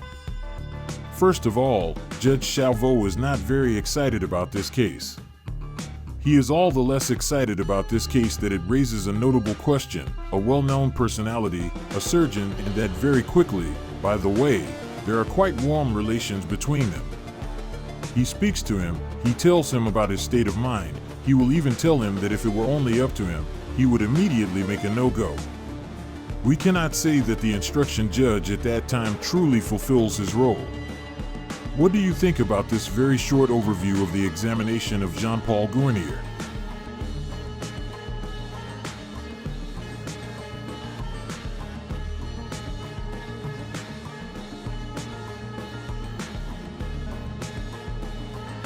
Here is someone who is suspected of a double murder, who is received by the police as if in a tea room and who, after 2.5 hours, explains that he would like to withdraw because he has operations to do. We call him the instruction judge who says, of course, if the doctor has to operate, he has to let him go back to his occupations. A relatively infrequent attitude in this type of circumstance. The prosecutor decides to resume the investigation and appoints a new judge, Jean-Luc Jaillet, in September 2001.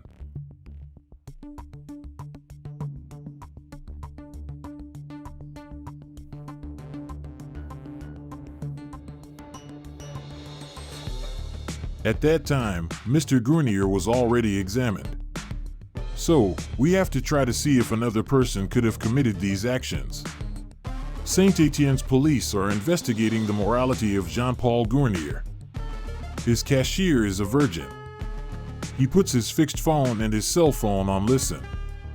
He discovers that the son of André Genevieve has an excellent reputation in his professional environment as in his private life. At the death of his parents, Jean-Paul just turned 40. He is married to Marie-Caroline, whom he has known since adolescence. Together, they have 3 children aged 8 to 13. And we don't know any mistress.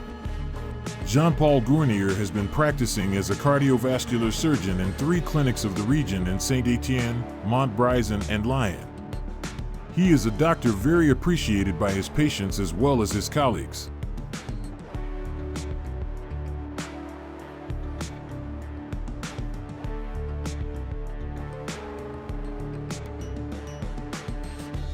Jean-Paul Gournier is someone who we know in the middle of vascular surgery that he has a safe gesture, relevant indications. He has always respected human life. I have never seen him lower his arms prematurely, and he has always deployed all his energy to carry out the treatments that had to be done to his patients. Judge Jaillet commands a psychological expertise and 2 psychiatric expertises, all concluded in the absence of mental anomalies. At Mr. Gournier's, I found no pathology, neither delusional nor perverse, that could explain a possible passage to the act. However, we are faced with a personality quite rigid, very logical, very framed. He has a lot of difficulty to express his feelings and his emotions. The police are also interested in the surgeon's way of life. An accounting expert is appointed. And there, it gets tough. The surgeon earns nearly 40,000 francs, 6,000 euros, but he is very indebted.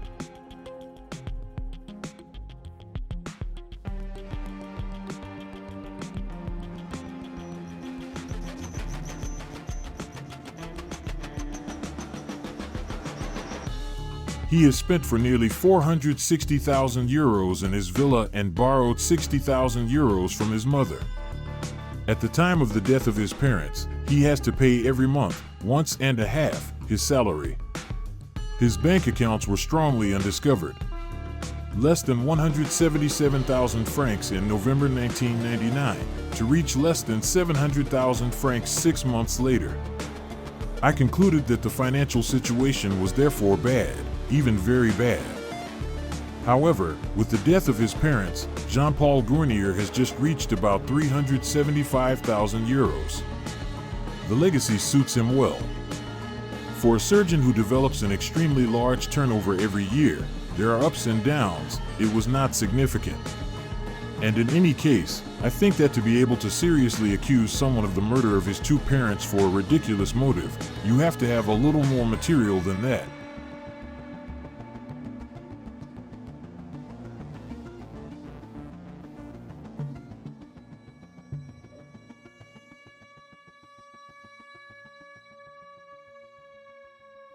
Such an act committed can only correspond to a pathological personality.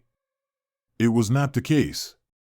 I really believe that it was an intellectual construction of the judge to give meaning to a crime that had none. So, Jean-Luc Jaylet, when you start to recover the first elements concerning Jean-Paul Gournier's, what does it look like? At the end of this expertise, we see that the situation, that the accounts are debtors. That opens the door to a mobile. Possibly. In any case, it is an element that will appear in the file. My role as an instruction judge is to put these financial elements in the hands of the law that judges their scope. So, now that we possibly have a mobile, why don't you put Jean-Paul Gournier in detention? Because, in the end, he is still free. Yes, so that I can possibly ask him to be placed in temporary detention, we needed new circumstances. So, could the expertise have constituted new circumstances? It is not established. And, on the other hand, the conditions set by the law, Article 144 of the Penal Procedure Code, had to be respected.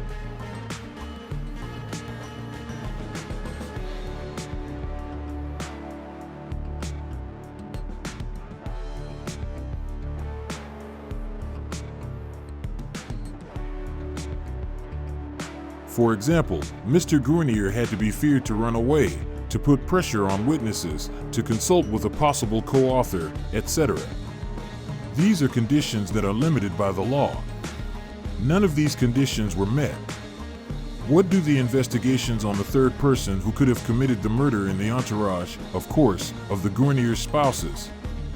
Clearly, at some point, you targeted the sister of Jean-Paul Gournier, therefore the daughter of Mr. and Mrs. Gournier. These investigations do not really end.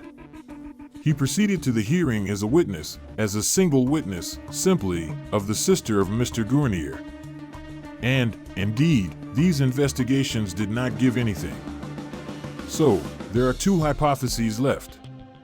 The one of the murder committed by Jean-Paul Gournier, or the one of the suicide. To decide, Judge Jaylet called on Parisian experts. They submitted their report on February 25, 2002. Their conclusions go in the same direction as the first expertise. For these new experts, the thesis of the suicide of Genevieve Gournier does not hold. The fact of injecting a cure-all means that in a few tens of seconds, we are in the incapacity to open the eyelids, and then, very quickly, in the incapacity to walk.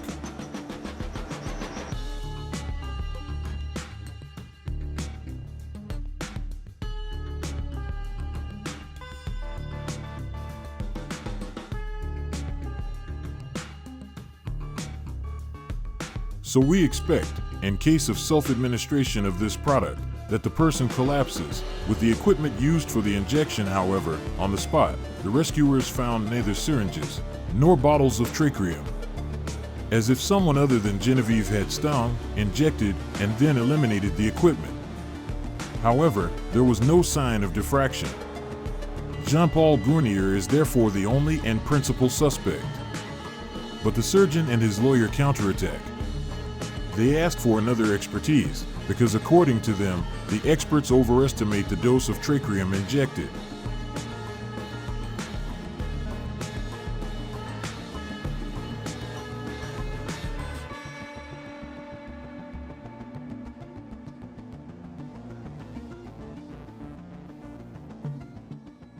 At a lower dose, Genevieve's paralysis would have been slower. She would have had time to throw the syringe into the fire before letting herself die in her armchair. To support this thesis, Maître St-Pierre asks for an enlargement of the photo of the chimney. It was thus established that, yes, there were ashes in this chimney. We are at the end of November at that time. We are in the Loire, it is cold. Well, the Gournier parents were making fire in the chimney. So, the hypothesis according to which Madame Gournier stings her hand and then throws the syringe into the fire is something that is possible. It is possible. The defense marks a point. The ashes have never been searched. But a few weeks later, the new expertise comes to annihilate the suicide thesis.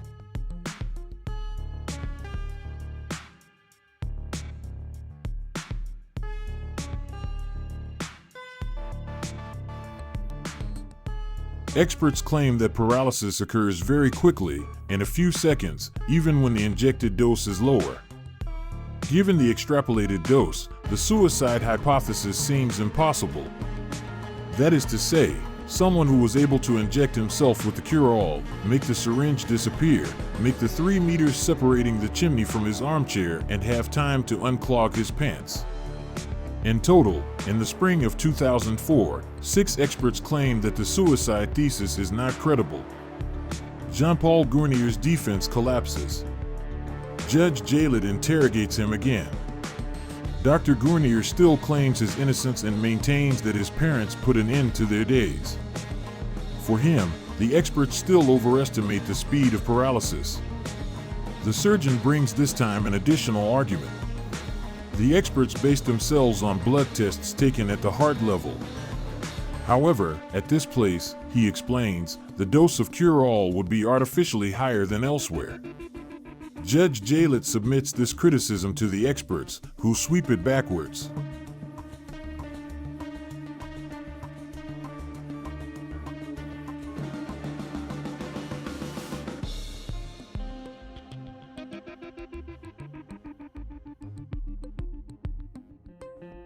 The surgeon's argument would not be scientifically proven.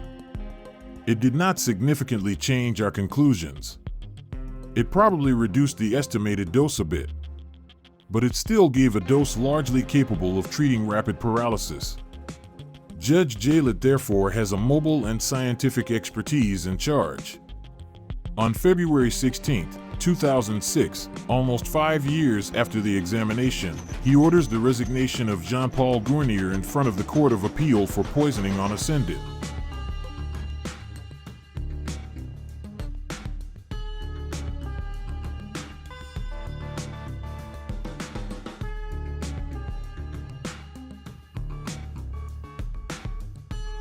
After that, it is up to the Court of Appeal to appreciate the scope of each of the elements.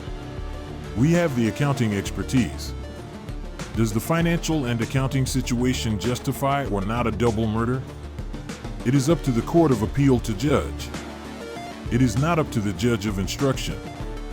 Criminal reclusion has persisted. The trial is coming soon. During all these years, the secret of instruction has been well preserved. Even the press has remained almost silent on this case. But in September 2006, 6 months after the end of the instruction, Jean-Paul Gournier decides to speak to the journalists. Ultimate rebound. On September 20th, 2006, the case made the front page of the local press. Jean-Paul Gournier wants to defend his version of the facts. The suicide of his parents.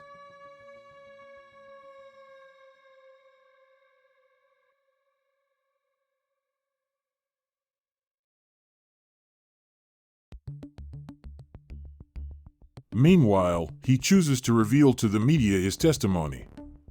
Jean-Paul Gournier says that he is a public figure, a surgeon known in Saint-Étienne and in the Rhône-Alpes region, and that he can no longer live with this weight, that he knows that in any case it will come out in the local press, so he decides to advance the press articles a little bit. The journalists parade. He rather has a bad impression meeting Jean-Paul Gournier for the first time. They find him very utilitarian in his answers. He is very thoughtful.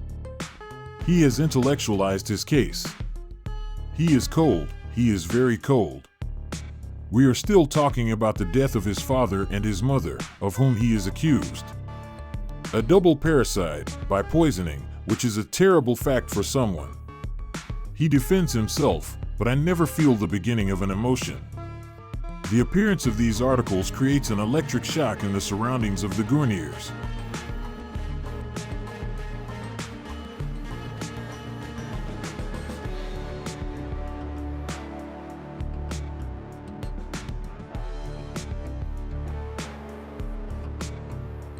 New witnesses come to the rescue of the surgeon.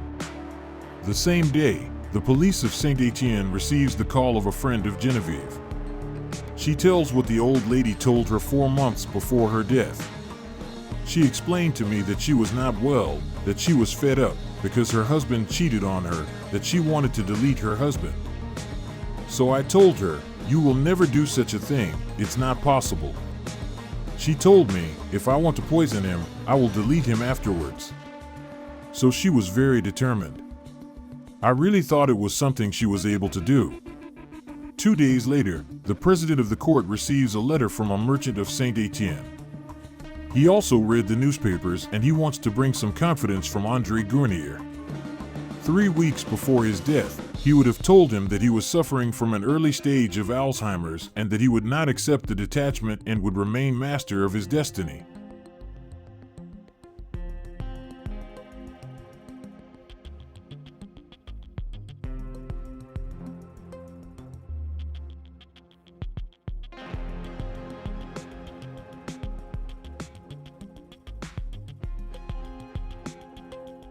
This testimony, which is revealed so late, is very interesting because it is the first time that he told us that Andre Gournier himself, the father, had a suicidal tendency that he had told him. The following month, 2 other women wrote to the court to testify of Genevieve's anger towards her husband. She would have said, "I have everything I need, I lived in Africa." The friend tells that she immediately thought of the poison, and especially of the cure.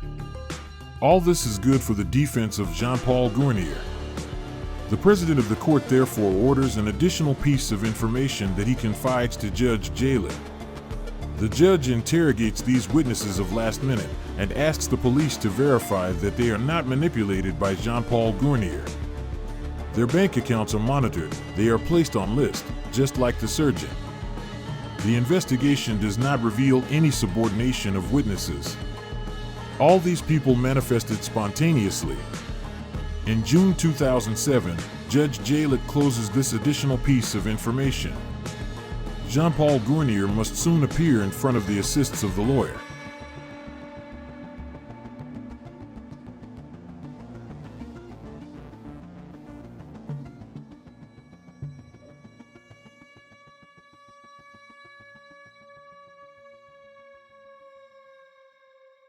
For some witnesses, the thesis of suicide does not hold at all.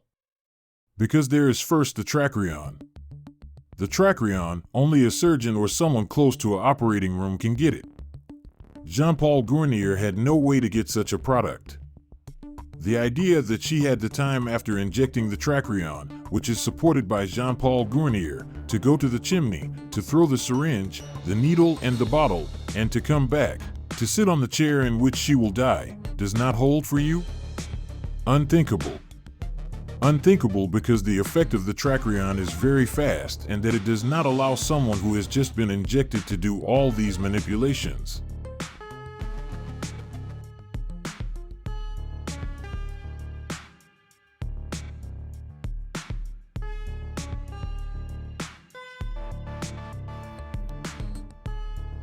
And also because we do not see the psychological reasons that would push this woman who has just committed suicide, who has a very short period of time, 20 seconds, 30 seconds, to get up and disappear. For what purpose? The syringe and the needle with which she has just killed her husband. They don't think anyone can admit this thesis. So let's admit that Gournier did not commit suicide. This is the idea you defend. This does not prove that Jean-Paul Gournier killed them. He is the only one who was present on site. We are certain that there was no external intervention. And he himself recognizes that he did 2 injections. 1, or rather 2 stings. 1 on his father, 1 on his mother. So the person who came to kill, to assassinate his father and mother managed to sting at the same place where he himself had done stings to draw blood. It's unthinkable. In the end, he goes to trial with a certainty. A total certainty.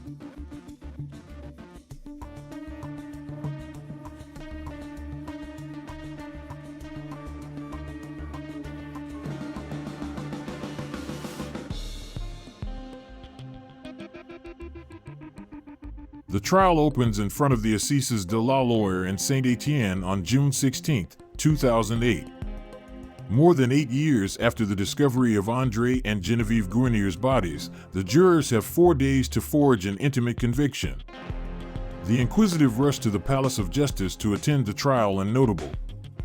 Many colleagues and patients of Dr. Gournier came to support him.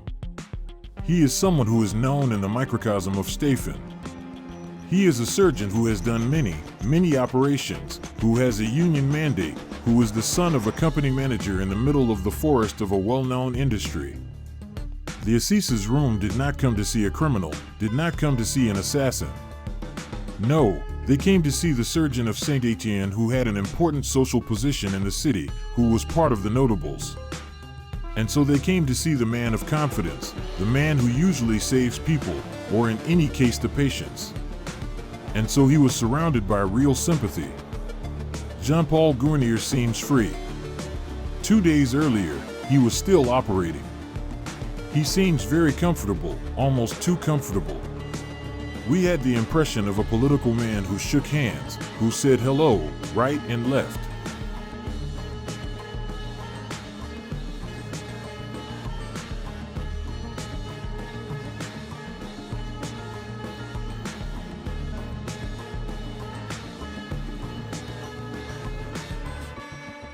At each interruption of session, it was the same thing. We found him at the restaurant at noon. We see a guy who enters there in a completely relaxed way. He covered a number of Assises trials, and it was still, he thinks, the first time in his life that I saw an accused who still risked his life. It's not nothing, he risked his life. A guy who entered the box of the accused in such a confident way. But as the days went by, the defense was losing ground. Debates were taking a long time about the expertise, all overwhelming for the surgeon. To counter them, Maitre St. Pierre cited a private expert, but the specialist got involved and failed to raise the doubt. It was catastrophic, because Dr. Hintz is probably a very good scientist. He published, he is recognized by his peers. He must have been in a bad shape because it went wrong. And it is obvious that in this conflict, in this debate with his colleagues, he was not able to convince, he was not able to prove his thesis.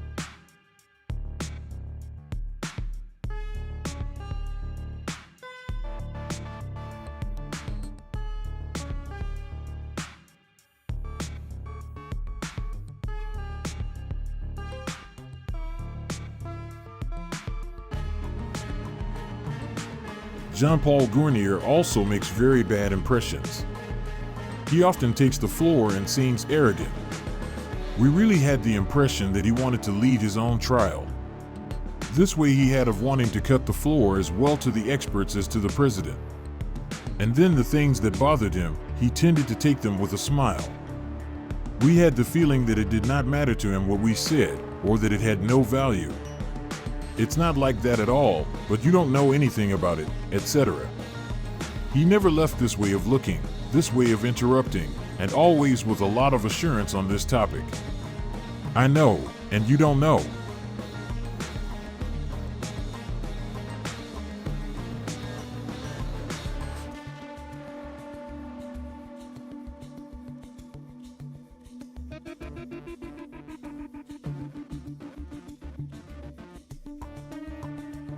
The lawyer of the civil parties, Maitre Bufford, still digs the nail. He insists on the social position of the accused, which allows him to pay the experts and avoid temporary detention. He also uses extracts of phone calls to further tarnish the image of the kind doctor. He came out regularly. You said that you were going to expose the experts in flight. You called me a scoundrel, I think. We discovered another side, a much more calculating side, much more aggressive. So here we say to ourselves, this great surgeon, who is able to save lives, to treat individuals, when he is down, when he is caught, and that he has no other solution, he is able to get away. He is probably able to make irreparable gestures. In his request, the Attorney General emphasizes that Jean-Paul Gournier tried to escape justice. According to her, he first wanted to set fire with iron to iron. As his plan did not work, he then tried to direct the investigation on the path of intoxication. The magistrate claims a heavy sentence, 25 years in prison.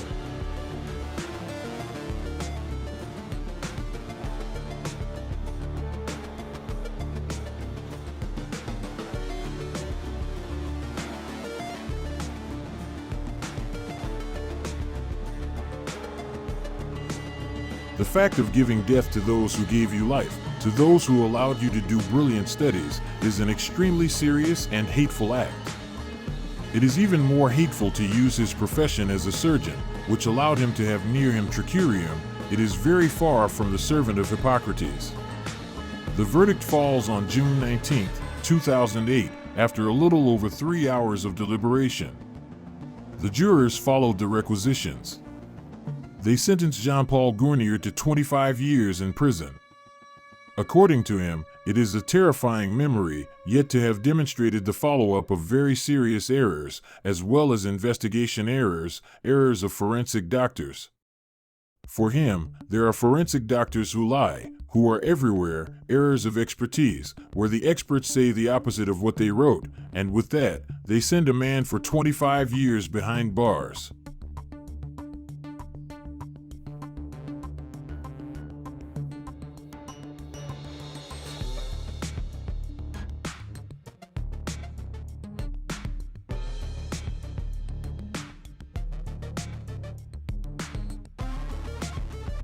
The suspect says later, quote, "I sat down by the bed, and indeed, I think that it was one of the longest nights of my life, where indeed, there are a lot of things, a lot of questions that arise.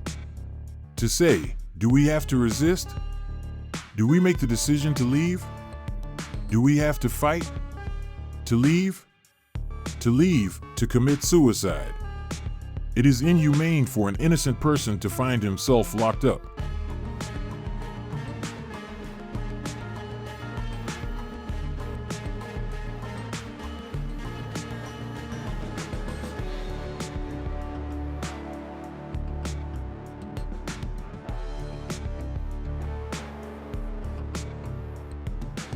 And then he decides right away to appeal.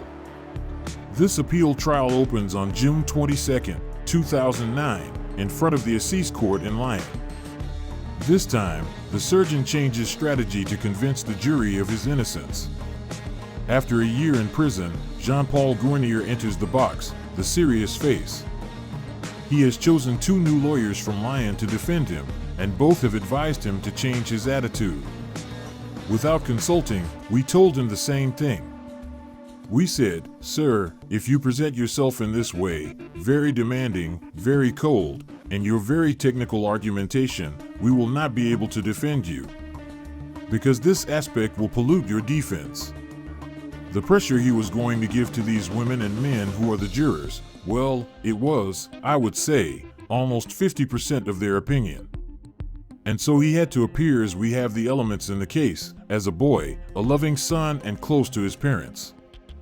Faced with them, the same general lawyer as in Saint-Étienne, Jacqueline Dufournet. But this time, the bench of the civil parties will remain empty. Genevieve's sister withdrew. Her lawyer thinks she underwent pressure. The balance of power is therefore more favorable to the accused.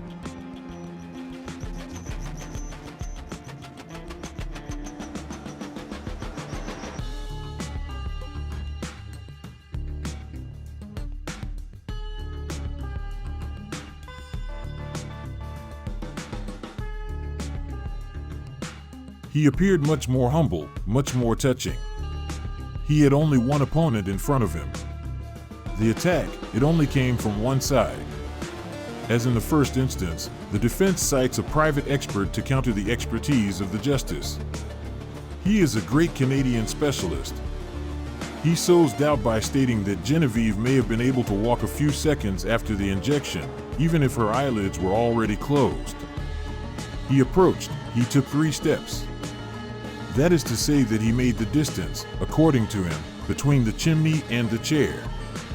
And it is this kind of mime that he made, a little funny by the way, but at least speaking for the jurors, which in my opinion could weigh in the idea that one could actually have a small autonomy for a few seconds, apart from Mrs. Gourdy. The defense also marks points with the testimonies of former patients and the surgeon's eldest daughter. All bear with emotion these human qualities. At the end of the 4 days of hearing, the lawyers of Jean-Paul Gournier ask for acquittal.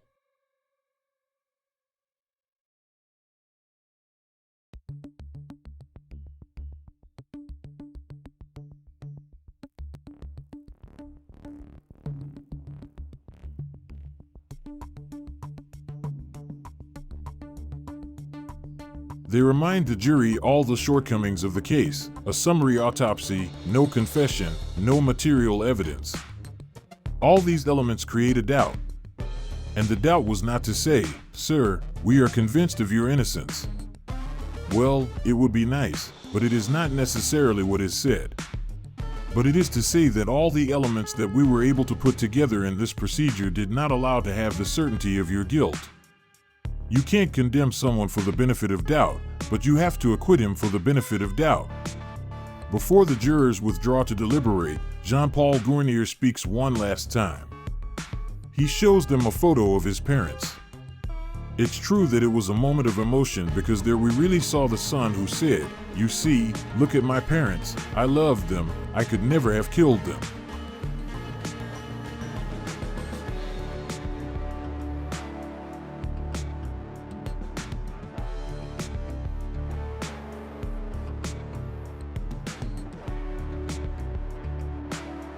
They couldn't accuse him as a son, that it was an aberration to think that for 1 million or 2 million francs we could kill father and mother. The verdict falls at 9 p.m. after nearly 5 hours of deliberation. Jean-Paul Gournier is acquitted. We will finally be able to live. He says, quote, "I'm sorry, I'm very moved because it wasn't very hard to continue to study our son next door. The nightmare is over. Indeed, it is the end of a nightmare that will have lasted almost 10 years.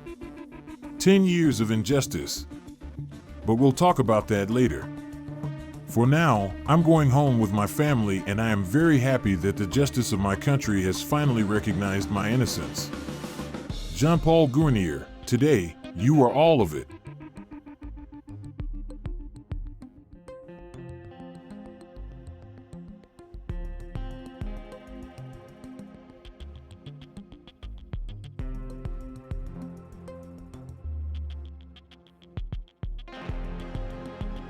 The Council of the Order of the Law has always kept its trust in him, and even during my year of incarceration did not even take measures of suspension against me, which was a way to support me, to say, "We do not believe it."